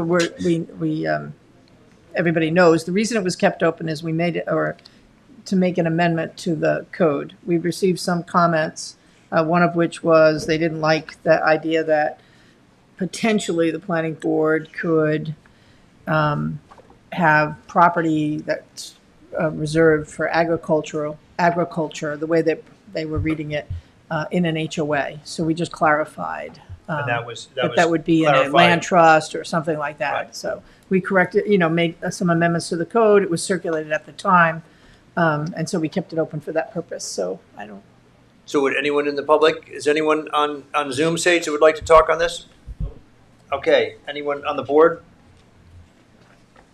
Okay, well then I will actually close this public hearing of the subdivision of land, local law 28 of 2024. Do I have a second? Second. All in favor? Aye. Okay, next, local law 29 of 2024, a local law amending chapter 110-43 of the Village Code, Vehicles and Traffic by updating and amending Schedule L, stopping, standing, and parking restrictions. I will make a motion. Second. All in favor? Aye. Okay, anyone in the public like to speak on this topic? This is making a small amendment to the parking regulations that we did about a month ago, or 2 months ago now, and we got some feedback from two streets, actually, in fact. And so we were making some amendments to those streets. Do you want to talk about this at all? Sure. The amendments were very simple. They were on Cameron Street, north and south. This was related to objections from members of one of the churches located on the street. Who, That's right. Were used to parking there for the church services. So we made some amendment there so that their church parking could continue. And I think it also related to one of the businesses who needed One of the businesses said that they would like more parking at the lunch hour. For their lunch hour. And so we are allowing for 2-hour parking on the north side of Cameron Street between 9 a.m. and 6 p.m., similar to the way we have it on Main Street. And how many spots is that? Gosh, I don't know if I can tell you the exact number of spots, but it does add people so that, again, if the parking lots are full at the middle of the day, that there would be additional parking on Cameron Street. 300 feet. I don't know how many cars you can park in 300 feet. So it's usually about 20 feet a car. So you got to do the math. Yep. The other small change was we added in a no parking regulation on Christopher Street. I don't know. Right. So the situation on Christopher Street was it was not actually in the code, but the village had put up no parking signs. One of the residents said they didn't like the no parking all the time, that they thought it should be similar to the streets in the neighborhood, no parking 9 a.m. to 6 p.m. because they might have people over in the evening and they need to park on the street. And so therefore, because there was nothing in the code, and then the no parking signs were put up without it being in the code, the thought was to amend this so that it's no parking 9 a.m. to 6 p.m., which is similar, again, to the other streets in the neighborhood so that people can park on the street in the evening. Right. So that's the only change to the code, or the proposed change. So, again, no members of the public wishing to speak on this? Anyone on the board wishing to speak? Oh, please, come forward, sir, please. We're glad you're here. No, you really just have to come up to the microphone, though, because it's recorded. Relevant or not, but we got new parking signs on our street. Where is that, sir? I live right at the corner of Halsey and Halsey Avenue and Willie Street. Where are the signs? Which street? The signs are on Halsey Avenue. And I came in and spoke to the village, and they said, oh, no, these reflects what's been on the books since 2001. That's true. That's true. I understand that. Yeah. That's true. I've been there since 2009. There have been no signs. Yeah. But it feels like the law has been changed on us without any notice, because there are always people on the street parked well, actually on both sides of the streets at various times. Well, we can certainly go and look at that. I can look at that with the chief of police. Yeah, we But- wondered what, and I can't. Well, because what we're trying to do, sir, respectfully, is if there are laws on the Yeah. books, we want to make sure Oh, they're no, I understand. reflected in the signage we have in the village. I get Yeah, that. yeah. I'm not objecting to that part of it. I wanted to find out. I don't. You're talking about parking, so I don't know whether that's got anything to do with what's happened on Halsey or What was added on Halsey then? Just nothing. Nothing was added. Just the signs. But that's a just the signs from when I go to park. right. I don't run into the village hall every time and check to see what the parking regulations are. I look at the signs. No, of course. So for us, as a practical matter, it's all changed. I mean, nobody so I guess it would be on the towards Willie Street had any of these signs. To the other part of the street towards David White's Lane, people had the signs but ignored them. I guess is what happened. Well, we can't have people ignoring. No, the no, law. I understand that, but nothing's changed since the signs have gone on either. When I spoke to people on the street, everyone said, I think the only negative reaction I had to exploring what was going on was, let sleeping dogs lie. We still park on the street, no one to come by. Well, I mean, on Don't let the chief Halsey, hear you you talking about Halsey Avenue? Halsey Avenue. So on Halsey Avenue, on the south side of the street, there's the only restriction is no parking between 1 a.m. and That's correct, but that means no overnight parking. That's right. Okay. We were. And on the north there have been side- books on the laws trying to prevent overnight parking. But on there's certain overnight streets. parking on all the other streets. So for us, we're forced to, for instance, it's not many of us, but we park on Woolley Street, which is narrower, more crowded, and that just doesn't make sense. So what I'm not asking you to do anything tonight. What I'm trying to understand is, how do we go about raising this issue? Well, no, you've raised it now, and as I said, I will work with the chief of police to go and look at your specific street and see if, again, the code should be changed. But what is in place now, I the get that. signs are accurate based on get what that. has been in the code book for over 20 years. I came and talked to them. It's been in the code book for 20 years, but there have been no signs on the street for the 15 years I've lived there, and so on.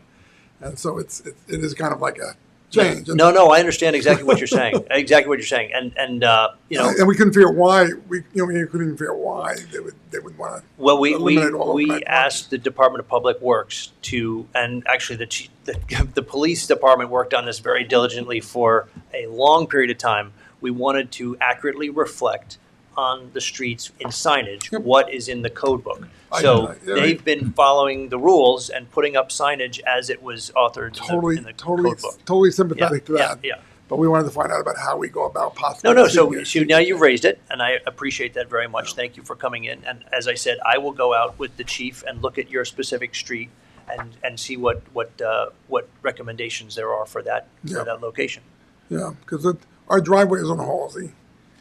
When we park in front of our house on Woolley, it's narrower. It seems like it's less. It's not inconvenient for us, frankly, other than the fact that we got driveways, 2, 3. Really, there's 2 driveways and a fake driveway. Yeah. That people back into. Yeah. We're on Woolley, 114 Woolley, which is the corner of Halsey. I think when the house was built in 2007, there was a Halsey Street adjustment. It was known as the old SA House. Okay. Yeah, I know what you mean. And, are you near the church there? What's that? Is there a church right near there? Yes, there's a Baptist church midway up the block. Yeah. As far as I know, nobody's had any problems with anything on the street. Okay. Well, you are allowed to do church parking. Yes, I know Under the that. code. Yeah, the church. I was going to say that's exempt from parking restrictions for the church. I'm not complaining about the church. Yeah, okay. No, I'm just trying to think of what's on that street. Yeah, well, when the law was passed, was on that street. That's what I looked at. There was this old barber shop, and I believe a convenience store. There was some other stuff going on that may have. Right, and maybe it affected how this was. Yeah, because maybe people were leaving their cars there out on the street 24 hours a day, and they thought that wasn't a good idea. We don't know, but certainly at our end of Halsey, there's no. Sure, so we'll go look at that, sir. There's no complaints. No, I appreciate that. Thank you very much for coming forward and raising the issue, because honestly, I would not have known. Unless you had come forward. In the end, I think it probably affects about 5 houses. Yeah. No one else is. I actually don't know what the people in the middle of the block and the other end of the block feel, other than, as far as I can tell, everyone we park there anyway. Okay, all right. We will take a look at that, sir. Thank you for By coming the way, in. just to be cclear, not looking to stop anyone from parking on the street. I have no complaints about where these people park on the street. I don't want you to come by and start ticketing them. But I'll become a very unpopular guy. How do I would suggest, actually, if they ever intend to do it, that they give people notice, because I think people are kind of either baffled or just ignoring it, because Yeah. it's like, what is that? Yeah. Okay. How do I follow up on that? Well, let us take a look, and we can get back to you. Why don't you? Did you give your name and address to the administrator here? No. Okay, that would be good to record that, and then we can follow up. Thank you. I appreciate All right. it. Thank you, sir. Anyone else like to be heard on local law 29 regarding the parking restrictions? Thank you. Sage, anyone? Okay. All right. Well, then I think I'll make a motion to close the public hearing for local law 29. Do I have a second? Yes, second. All in favor? Any opposed? Okay. Finally, local law 30 of 2024. We've done a lot of local laws this year. A local law amending chapter 116-6.1 of the Village Code. This is the multifamily planned residential development district, MFPRD, by excluding MFPRDs from the R40, R80, and R120 zoning districts in accordance with the recommendation of the Southampton Village Comprehensive Plan update of 2022. So MFPRDs are not widely used in the village. In fact, the only place it has ever been used is in the townhouse development behind the Rogers Memorial Library. And it is, again, an overlay district that can be moved around in parts of the village. But the recommendation was that it shouldn't be used on the 3-acre, 2-acre, and 1-acre lots. That really it's intended for closer to the village center on smaller lots where, like you have here next to the library. And it really wouldn't make sense on the larger lots, primarily in the southern part of the village.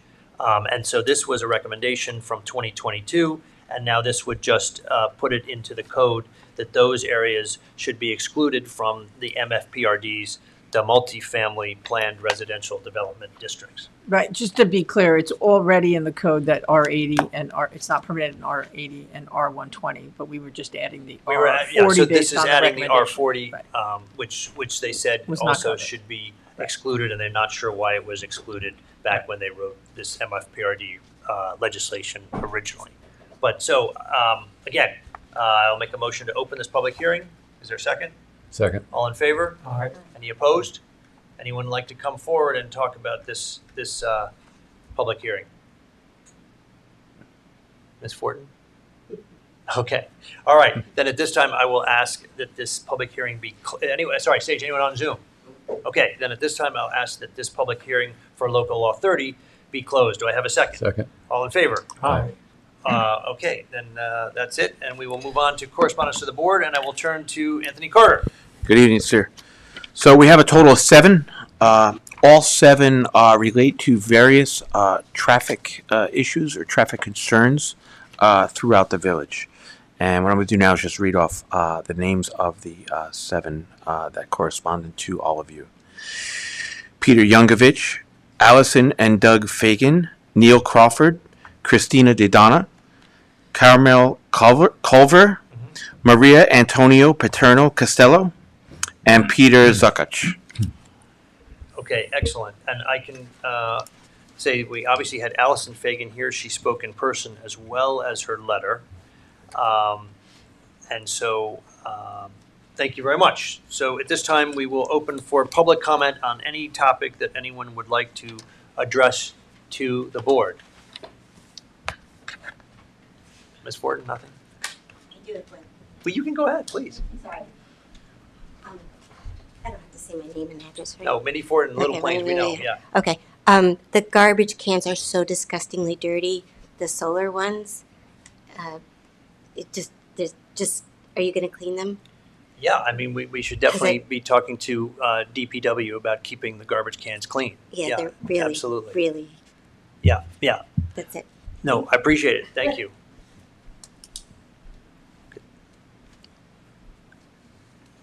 I'm making a note. Okay, so at this time, though, we will go to resolutions. Oh, was there anyone on Zoom? No, okay, we'll go to suggested resolutions. Len, why don't you take the first one? Number one, resolve the claims for the warrant dated September 12, 2024, totaling $879,040.93. Warrant number A12, general, and $296,196.57. Warrant number H4, capital, are audited and approved. So moved. Second. All in favor? Discussion. Oh, sorry. Discussion. I was just wondering, Dave, I was looking at all the warrants, and there's one for Eli Construction for $245,300. Yeah. And just wondering what that was exactly. That is for the new roof at the Southampton Arts Center. Wow. So it hasn't been done probably in decades. The total cost is actually $500,000. Oh my goodness. So this is the first payment of that. Right. But we put money aside in capital reserves for it. And as you know, the roof leaks, and they Right. put buckets out when it rains in the gallery. Right. So this is to put an entirely new roof using slate at the front, because that was the original material. So it's slate from Vermont, which is not inexpensive. So that's probably what. And And so we went through a procurement process. we went through a procurement Yeah, I mean, process, and this was the they lowest were bid. the lowest bidder. We Yes. got 3 bids, and this was the lowest bid. But again, this has not been done in decades. Yeah. And to have a village facility that is operating as a gallery with a leaking roof is unacceptable. course. So we have to do something. All right. So that's what Need it to is. understand what it was. Yeah. I didn't know what it was. No, sure. Thank you. Okay, so you need all in we- favor? Aye. Aye. Any opposed? Num- Okay. Number two, resolve the reading of the minutes for the June 2024 Board of Trustee meetings are dispensed, accepted as filed by the village clerk, and the actions taken at those meetings are hereby ratified and approved. So moved. Second, all in favor? Aye. Any opposed? Okay, whereas the Board of Trustees of the Village of Southampton is considering a local law amending Chapter 110-43 of the Village Code, Vehicles and Traffic, by updating and amending Schedule L, stopping, standing, and parking restrictions, and whereas a public hearing was held by the Village Board on September 12, 2024, at which time all persons either for or against said amendment were heard, now therefore be it resolved that local law number 29 of 2024 is hereby adopted. I will make the motion. Second. All in favor? Aye. Any opposed? Okay. Eileen? Whereas the Board of Trustees of the Village of Southampton has determined that this proposed local law is considered a Type 2 action under 6 New York Code of Rules and Regulations, Part 617.5 of the New York State Environmental Quality Review Act, and that no further review under the SECRA is necessary, now therefore be it resolved that the Village Board hereby directs that a public hearing shall be held as a hybrid in-person Zoom meeting on October 10th, 2024 at 6 p.m. at the Village Meeting Room at the Southampton Village Hall located at 23 Main Street, Southampton, New York, 11968, to hear any and all persons either for or against a proposed local law entitled A Local Law Amending Chapter 116-38B, Site Plan Review Objectives of the Site Plan Procedure and Review, 116-14I, Design Requirements for Non-Residential Parking and Truck Loading Areas, and 116-14K, the Village Business District of the Village Code, to require minimum green space areas and screening in commercial parking areas or loading zones, and to require cross-access between such parking areas, parking lots and loading zones and adjacent properties through easements in accordance with the recommendations of the Southampton Village Comprehensive Plan Update of 2022. That's your motion. Okay, so the motion is to put this on for a public hearing at the October meeting. I'll make the motion. Second? Second. All in favor? Aye. Any opposed? Okay. 5. Whereas the village board has determined that shelters are needed at certain bus stops in the village to protect residents waiting for transportation from the elements including sun, wind, rain, and whereas the bus stops that require shelters are located at East Side North Sea Road in front of the MT Bank at 295 North Sea Road, West Side North Sea Road directly across from 295 North Sea Road, South side of Nugent Street in front of Rite Aid at 82 Nugent Street, north side of Nugent Street directly across from 82 Nugent Street, south side of Meeting House Lane at main entrance to Stony Brook Hospital at 240 Meeting House Lane.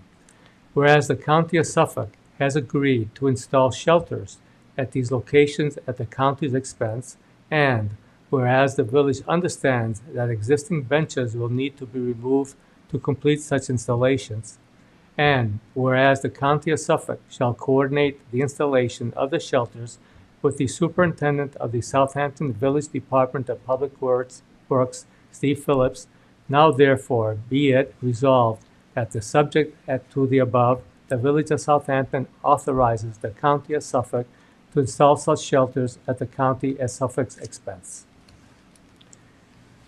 You want to make the motion? I propose the motion. Okay, I'll second. All in favor? Aye. And if I may just make a comment, during my campaign, I visited with the residents in Hillcrest and was made aware that the bus stops on North Sea Road have no shelters and they are subjected to the sun and the elements. With the assistance of legislator Ann Welker and Kova Yastrzemski, I was able to contact the Suffolk County Department of Public Works, who agreed to install the bus shelters in the requested locations, also with the support of Mayor Bill Manger. I felt it was important to supply this amenity as a quality of life issue for our residents and workers that need to commute by public transportation. It's very good. I think the one at the hospital will be very beneficial as well.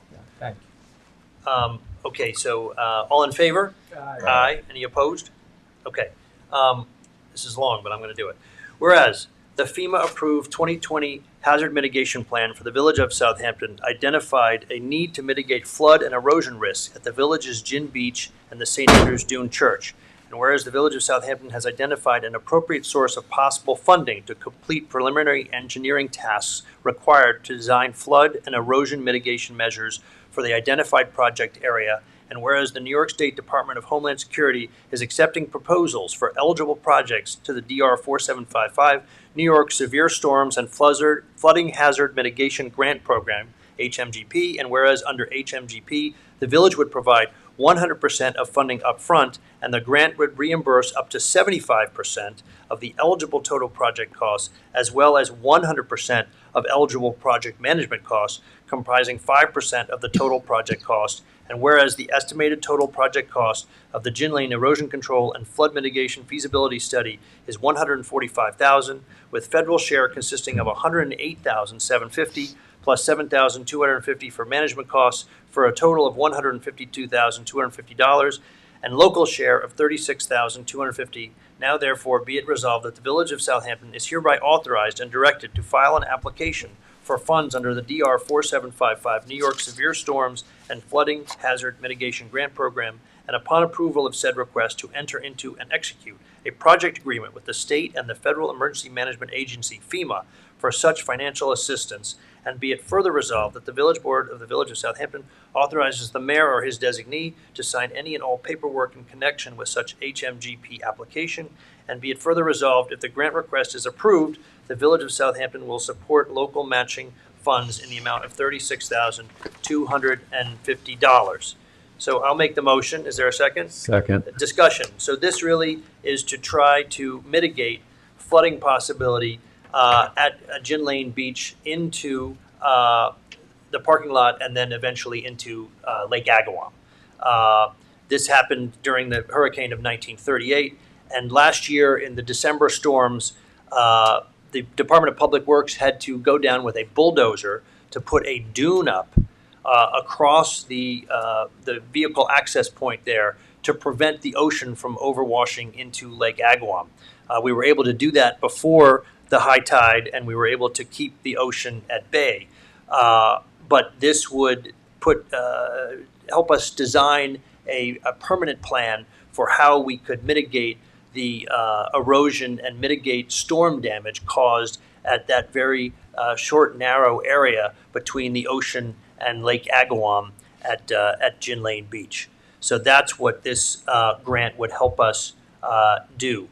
So with that, I'll ask all in favor? Aye. Aye. Any opposed? Okay, thank you very much. I think that will be helpful, especially if we get this grant. Whereas the Board of Trustees is seeking to update and add 7 welcome signs throughout the entrances to the village.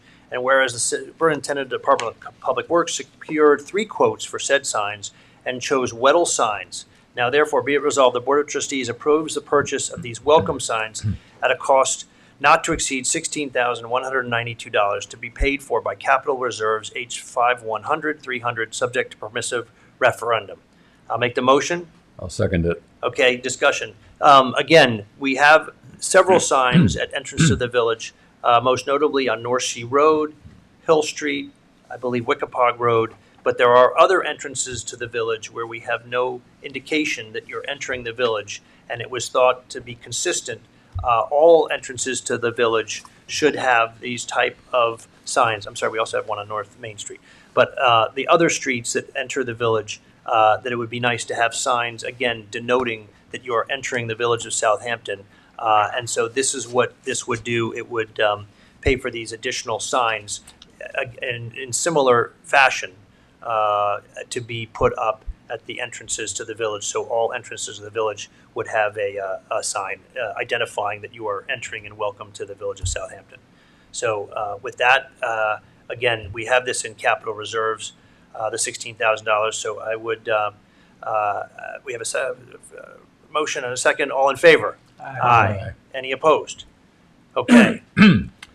Resolution 8, whereas the population of deer has dramatically increased throughout the village of Southampton and has created health and safety concerns for residents, and whereas the village of Southampton has contracted with Suffolk County Deer Management to develop and implement a deer management plan for the village, and whereas Suffolk County Deer Management has presented the village board with their plan entitled A Coastal Approach to Suburban Deer Management for the Village of Southampton, hereinafter referred to as Deer Management Plan, and whereas the Board of Trustees of the Village of Southampton has reviewed the Deer Management Plan and has determined that the adoption of the Deer Management Plan is considered an unlisted action under 6 NYCRR Part 617.5 C22 of the New York State Environmental Quality Review Act, SEQRA, and that no further review under New York Environmental Conservation Law, Article 8, is necessary.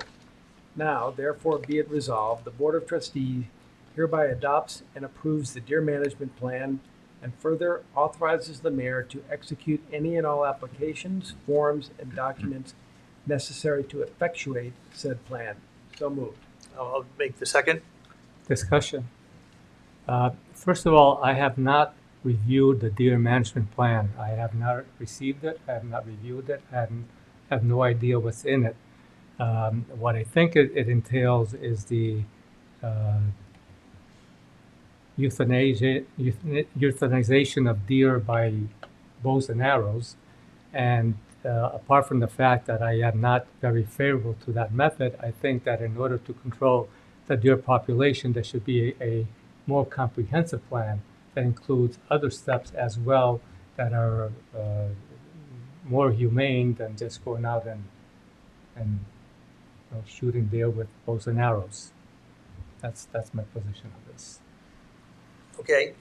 This is something that was started previously, I think 2 years ago, and we did have some success last year in culling the herd to a degree.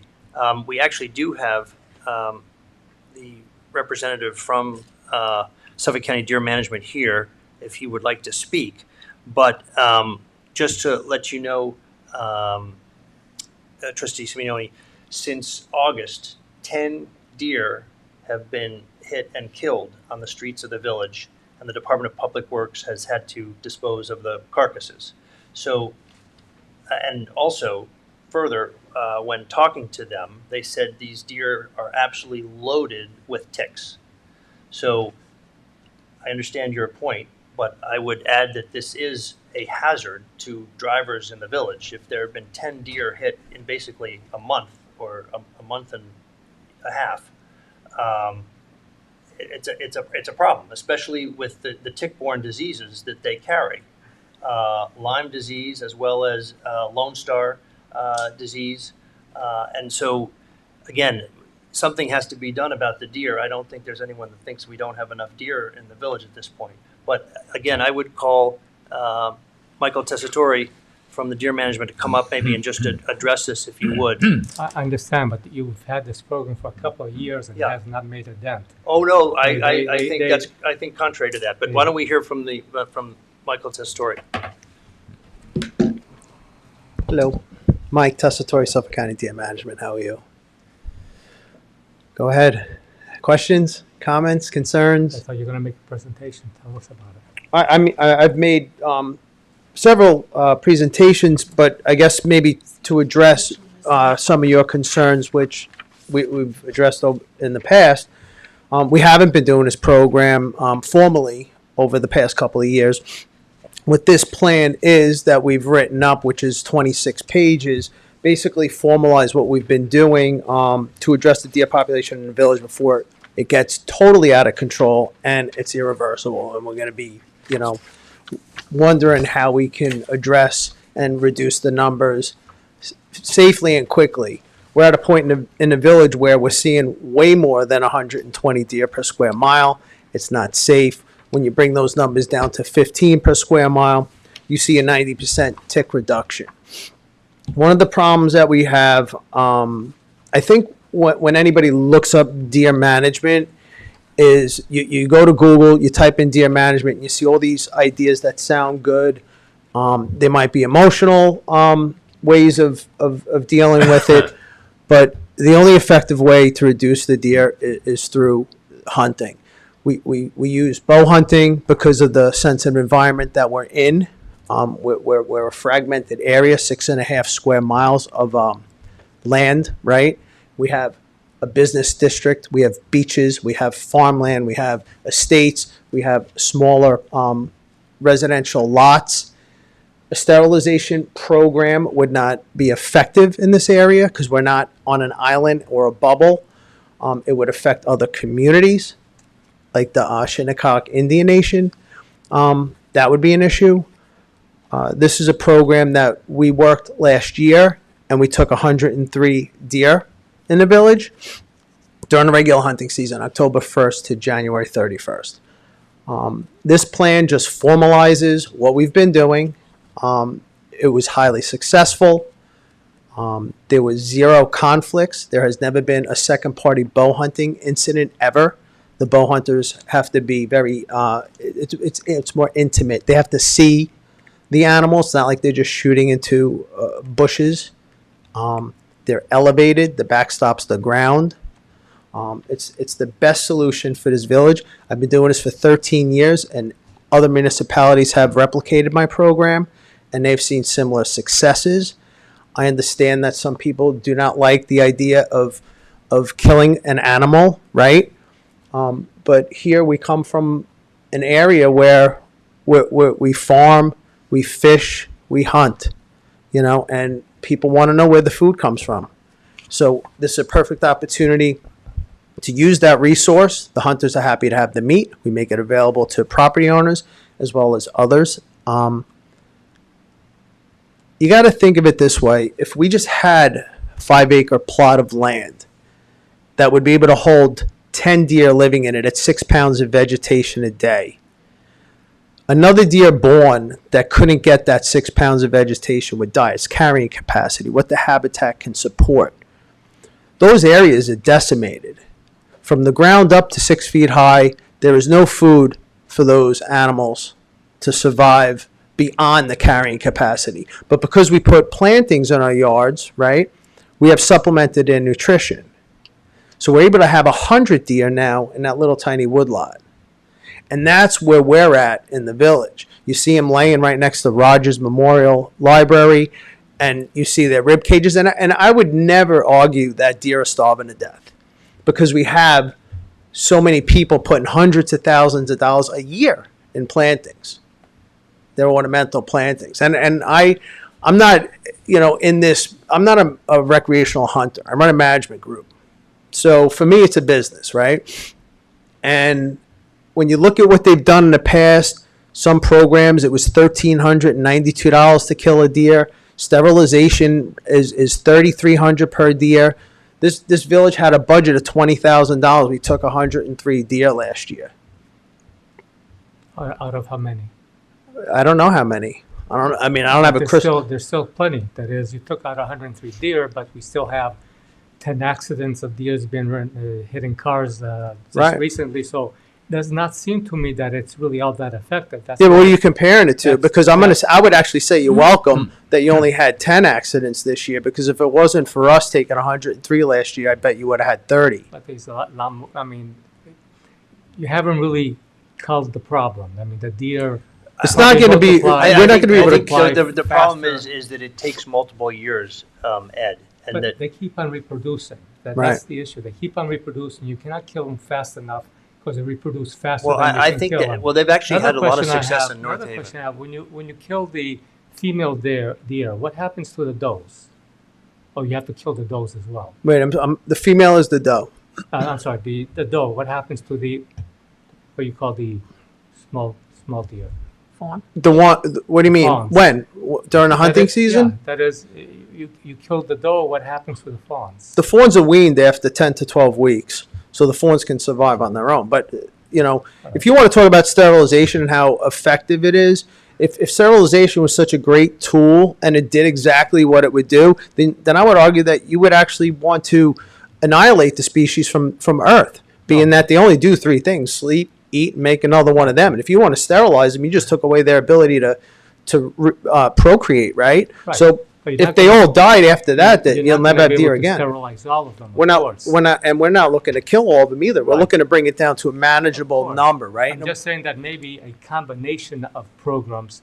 I don't think this village ever actually studied a combination of programs to see what could be more effective without having to kill somebody. That's Well, all. as you know, you can research deer management, and you I- can I- look up I- sterilization, and you can see how ineffective it was with I will wild be horses back researching the in alternatives, but 1991. I had read studies that instead show that other methods in combination with what you do. Agreed. And if is you read more that effective. plan, we talk about other methods, exclusion, the use of bitters, changes in plantings. All of those things are a multi-pronged approach to dealing with the deer population, right? And the deer numbers in the village.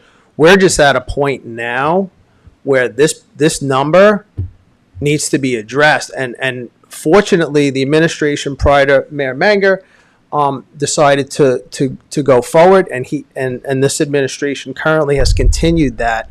And you are well postured and positioned to down the road. This is a living document. If this board chooses to look into sterilization down the road, and you want to spend the money for that, so be it. It's your village. You represent your constituents. I'm just here representing one side that wrote that program for you. It's just formalizing what we're doing, sharing it with the community so that they can be successful as well, and giving us more tools in the toolbox to be effective. This is what we can do today.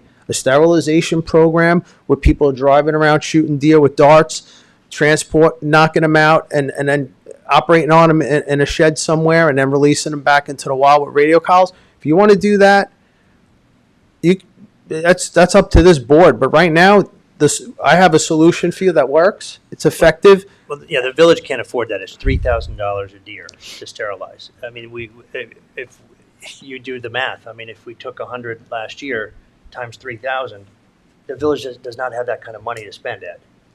I mean, unless you think that's the best use of the taxpayer dollars. But anyway, this is a plan that we actually have started.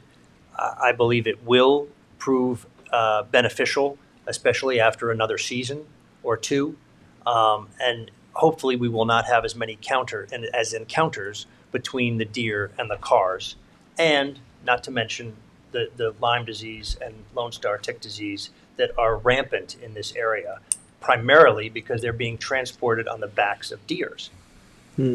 Yeah, and Trustee Simeone, one of the benefits also with what we're doing is, we're bringing the number down to a healthy level, right? We might take 103 last year. I might take 100 this year. Then it's going to be 90, 80, 50.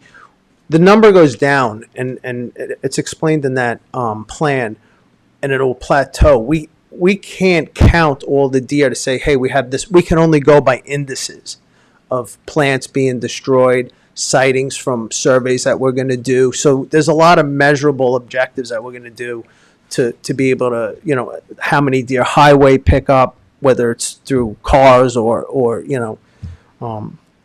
getting hit by vehicles. So all those things are going to be tallied. So we're keeping data now. So it'll be able to help you in the future as well for whatever you want to do. If I just may comment, because I believe Trustee Simone was not on the board at this time, but I did take the time to, because you're saying that there was no other options that were presented. So I just want to inform you, because you were not a trustee at that time, that I did send to the board members at that time the other option of sterilization. So they did have another option, and where there was a consensus to go in this avenue. Okay. Anyway, does anyone else have questions or I comments? totally understand, your point, Trustee Simeone. But I think the greater good, from my perspective, for the public, in terms of public health and public safety, is to continue this program until we can develop something affordable and that is technologically effective. So I will vote for this resolution. Okay, so we had. You know what? I just want to say it wasn't Trustee Stevenson's fault, but somehow 2 paragraphs were dropped from the resolution. I want to put on the record, okay? So it would be right before the last paragraph, because I'll read the last 3. It said, and Trustee Stevenson did read this part, whereas the Board of Trustees of the Village of Southampton has reviewed the deer management plan and has determined that the adoption of the deer management plan is considered an unlisted action under 6 New York Code of Rules and Regulations, Part 617 of the New York State Environmental Quality Review Act. And whereas Michael Tessitore of the Suffolk County Deer Management, the author of the deer management plan, prepared a short environmental assessment form Part 1 dated September 11th, 2024, and a full EAF form Part 2 dated September 11th, 2024, which identified no or small impact may occur and determined that there would be no significant adverse impacts on the environment. Now therefore be it resolved that the Village Board of Trustees hereby assumes lead agency status as there are no other involved agencies and issues a negative declaration pursuant to SECRA as there are no significant negative environmental impacts anticipated by this deer management plan. And then the final paragraph was, which was read before, and be it further resolved that the Board of Trustees hereby adopts and approves the deer management plan and further authorizes the mayor to execute any and all applications, forms, and documents necessary to effectuate said plan. So, sorry, but that's your full motion, Trustee. I would move that revised motion that you just added. Sorry, thanks. And just so everyone knows, on June 25th of this year, we did adopt going forward with Michael Tessitore for another year. This now is just saying that we are adopting the plan and that it is in accord with rules and regulations. So, all right, anyone else want to comment? All right, we have a motion and a second. All in favor? I didn't hear the second. I don't know if someone sorry. seconded. I believe you seconded the motion. Yeah. I think you made the motion and the mayor seconded it. Second. So, all in favor? Aye. Those opposed? Nay. Okay. Motion carries. All right. Next, resolve, the Board of Trustees approves Stephen Phillips Jr., Superintendent, Department of Public Works, and Mark Maddock, Deputy Superintendent, Department of Public Works, to attend the annual NICOM Public Works Training School in Saratoga Springs, New York, from October 21st to 23rd, 2024. Registration, training, hotel accommodations, meals, and travel expenses not to exceed $2,200 each. I'll make the motion. Second. All in favor? Aye. Just to mention, he did do this last year, and he wanted to take Mark up this year as now the Deputy Superintendent. Okay. Resolved, the Board of Trustees approves the hiring of Ben Turnbull and Jason German as school crossing guards at a per diem rate of $75 per day, effective September 16th, 2024. So moved. I'll second. All in favor? Aye. Any opposed? Okay. Resolved, the Board of Trustees approves the hiring upon the recommendation of Chief Hurto, Daniel Sanchez as a part-time police officer at a rate of $27 hourly, effective September 16, 2024. Officer Sanchez will be working 20 hours per week, which is obviously half time. I will make the motion. Second. All in favor? Aye. Aye. Resolved, the Board of Trustees accepts the letter of resignation from Jada Gant, part-time office assistant, Department of Public Works, effective September 13th, 2024. Do I have a motion? I'll make the motion. Second. All in favor? Aye. Resolved, the Board of Trustees accepts the letter of resignation for Caitlin Presley, part-time seasonal code enforcement officer, Building Department, effective September 23rd, 2024. So moved. A second. All in favor? Aye. Any opposed? Okay. Resolved, the Board of Trustees retroactively approves the written request submitted by Alex King from Southampton Village Ocean Rescue to volunteer as lifeguards for the Surfers Healing Event at Ponquag Beach on Tuesday, September 10th, 2024, from 9 a.m. to 3 p.m. So moved. Second. All in favor? Aye. Any opposed? Okay. 15, resolved, the Board of Trustees approves the request received from Southampton Public Schools to utilize the village showmobile for their annual homecoming on Friday, September 13th, 2024. So moved. Second. All in favor? Aye. Any opposed? Okay. Resolved, the Board of Trustees approves Southampton Intermediate School to host their 8th grade kickball tournament on the baseball field of Flying Point Park, Downs Field, on Friday, September 20th, 2024, from 10 a.m. to 2 p.m. So moved. Second. All in favor? Aye. Opposed? Resol- Okay.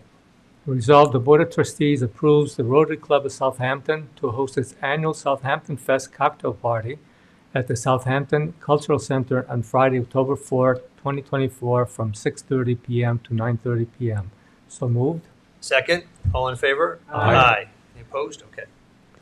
Resolved, the Board of Trustees approves the request received from East End Hospice to host. Wait. Oh, There's one I'm more so for sorry. Ed on number 18, Ed. Ed, Yeah. I'm sorry. Resolved, the Board of Trustees approves the request from Paul Delzato, Scoutmaster of Boy Scout Troop 58, Southampton, to authorize the Scouts to volunteer at Southampton Fest and overnight camp at Agawam Park on Saturday, October 5th, 2024, until Sunday, October 6th, 2024. So moved. Second.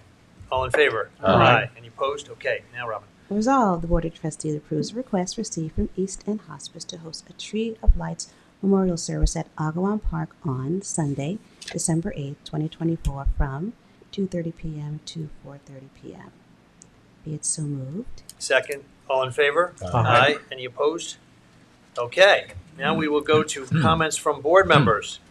And we will start with Trustee Brown. Thank you, Mr. Mayor. Good evening, everyone. So I just want to first thank the board for taking the time to look at the plans that we had for Southampton Inn. As I said, and I'm sure we all agree that it's going to be a great impact. We know that it has to take the next steps going to the following boards, but we're excited about that. We're also pleased that they have agreed to the additional workforce housing. I'm sure that the board does stand on that it is important that we have workforce housing. It is somewhat of an answer to traffic, but most importantly, it is a solution to housing at a price point that our workforce can afford. So I commend them and thank them on that. I hope that things go favorably once they reach the other boards. And I do want to take the time to acknowledge our governor that was here. I had an opportunity to get a chance to speak with Governor Hochul, and she has also experienced the same things that we're experiencing in our village as far as in the city. They want to take the time to find housing at affordable rates, so they're turning their commercial areas into housing. So they're looking to do zoning as well. We do appreciate her taking the time to be with us, and so we thank her for that. And on a lovely note, Southampton Fest is coming October 4th to 6th, Friday, 6:30 p.m. to 8:30. Southampton Rotary Club kickoff, Saturday, 11 a.m. to 6 p.m. And there will be live music, chowder contest I'm looking forward to, art and design walk, pumpkin art, vintage fashion show, arts and craft, and much more. So we do want to take the time to let you all know that, as well as Sunday, October 6th, and the Farmers Market and Southampton Arts Association. And a special thank you to our generous sponsors. That would be the Peter Marino Art Foundation, Lake Agawam Conservancy, Southampton Association, James Lane Post, and the Southampton Press. We do thank them for being part of this community care. And thank you so very much, and I wish everyone a pleasant evening. Thank you, Trustee Brown. We'll go to Trustee Simeoni. I just wanted to comment that the last month I've had some health issues. I wasn't too involved, but I'm very glad that the issues have been resolved, and I'm glad to be back. That's it. I'm glad you're back, Trustee Simeoni. Trustee Stevenson. Thank you, Mayor. I'd briefly just like to express my condolences to the family of Dr. Gene Parker, who passed away after a valiant battle against cancer. He was a valued member of this community and helped me see a lot better for the last 20 years, and I will definitely miss him as a friend and as a member of this community. So rest in peace. I also had the great privilege to attend the memorial ceremony at the Southampton Fire Department on a few days ago, September 11th. It's so moving when the bell sounds and you think about what was going on at those moments 23 years ago. I have to say, I thought about the level of malevolence or hatred that would drive people to literally commit suicide, to murder thousands of people. Boggles the mind. But at the same time, seeing our Southampton volunteer firemen in their kit, heads bowed, it made me realize the level of love and devotion that those people had on that day and continue to have every day in terms of putting themselves at risk to help others.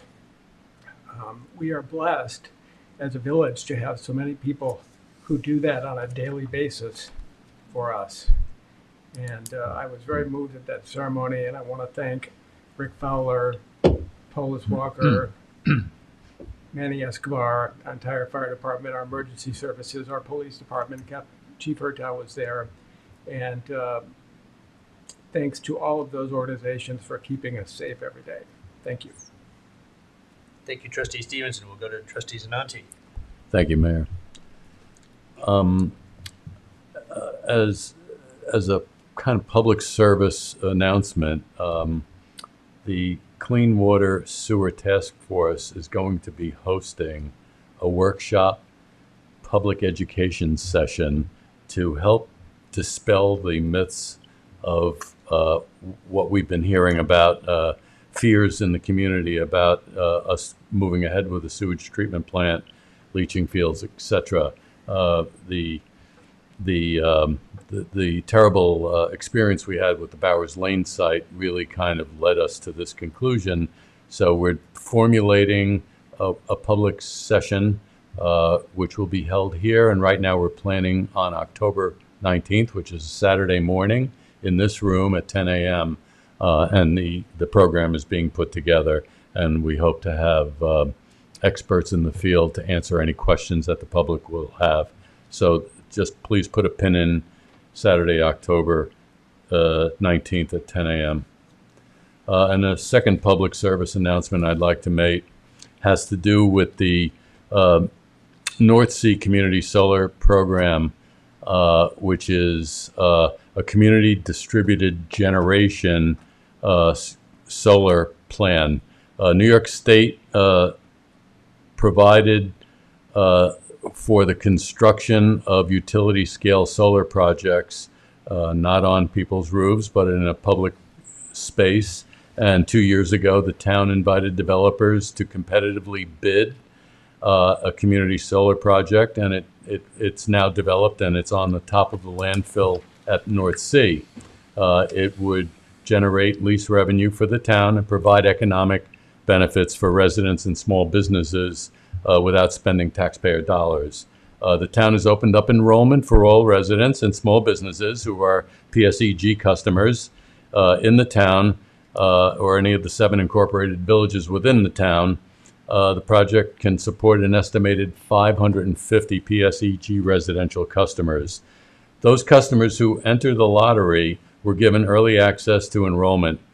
Enrollment is now open to everyone regardless of income. Second homeowners are eligible and everyone is encouraged to enroll. Given the size of the project, there's a limited number of subscriptions left. I'm making this announcement tonight to encourage the village residents and small businesses to investigate and apply for this as soon as possible. The program administrator tells me that the project is expected to be sold out by mid-October, maybe sooner. I believe there are only about 400 opportunities left. Enrollment is easy. This is what the enrollment form looks like, and we have a lot of these in Village Hall that citizens can come and pick up. Basically, you can use a QR code, which is on this flyer, or you can go to www.meadow.energy/north-c-solar.com. You can do this on your smartphone in less than 10 minutes. The bill credits are expected to begin flowing in February or March, 60 days after the project goes live. And basically, the subscribers will receive credits of up to 8% every month for 20 years of free electricity, basically equivalent to 1 month a year free. And there's no charge to cancel at any time. So I encourage the residents of the village and the small businesses to please come and see how to enroll for this program.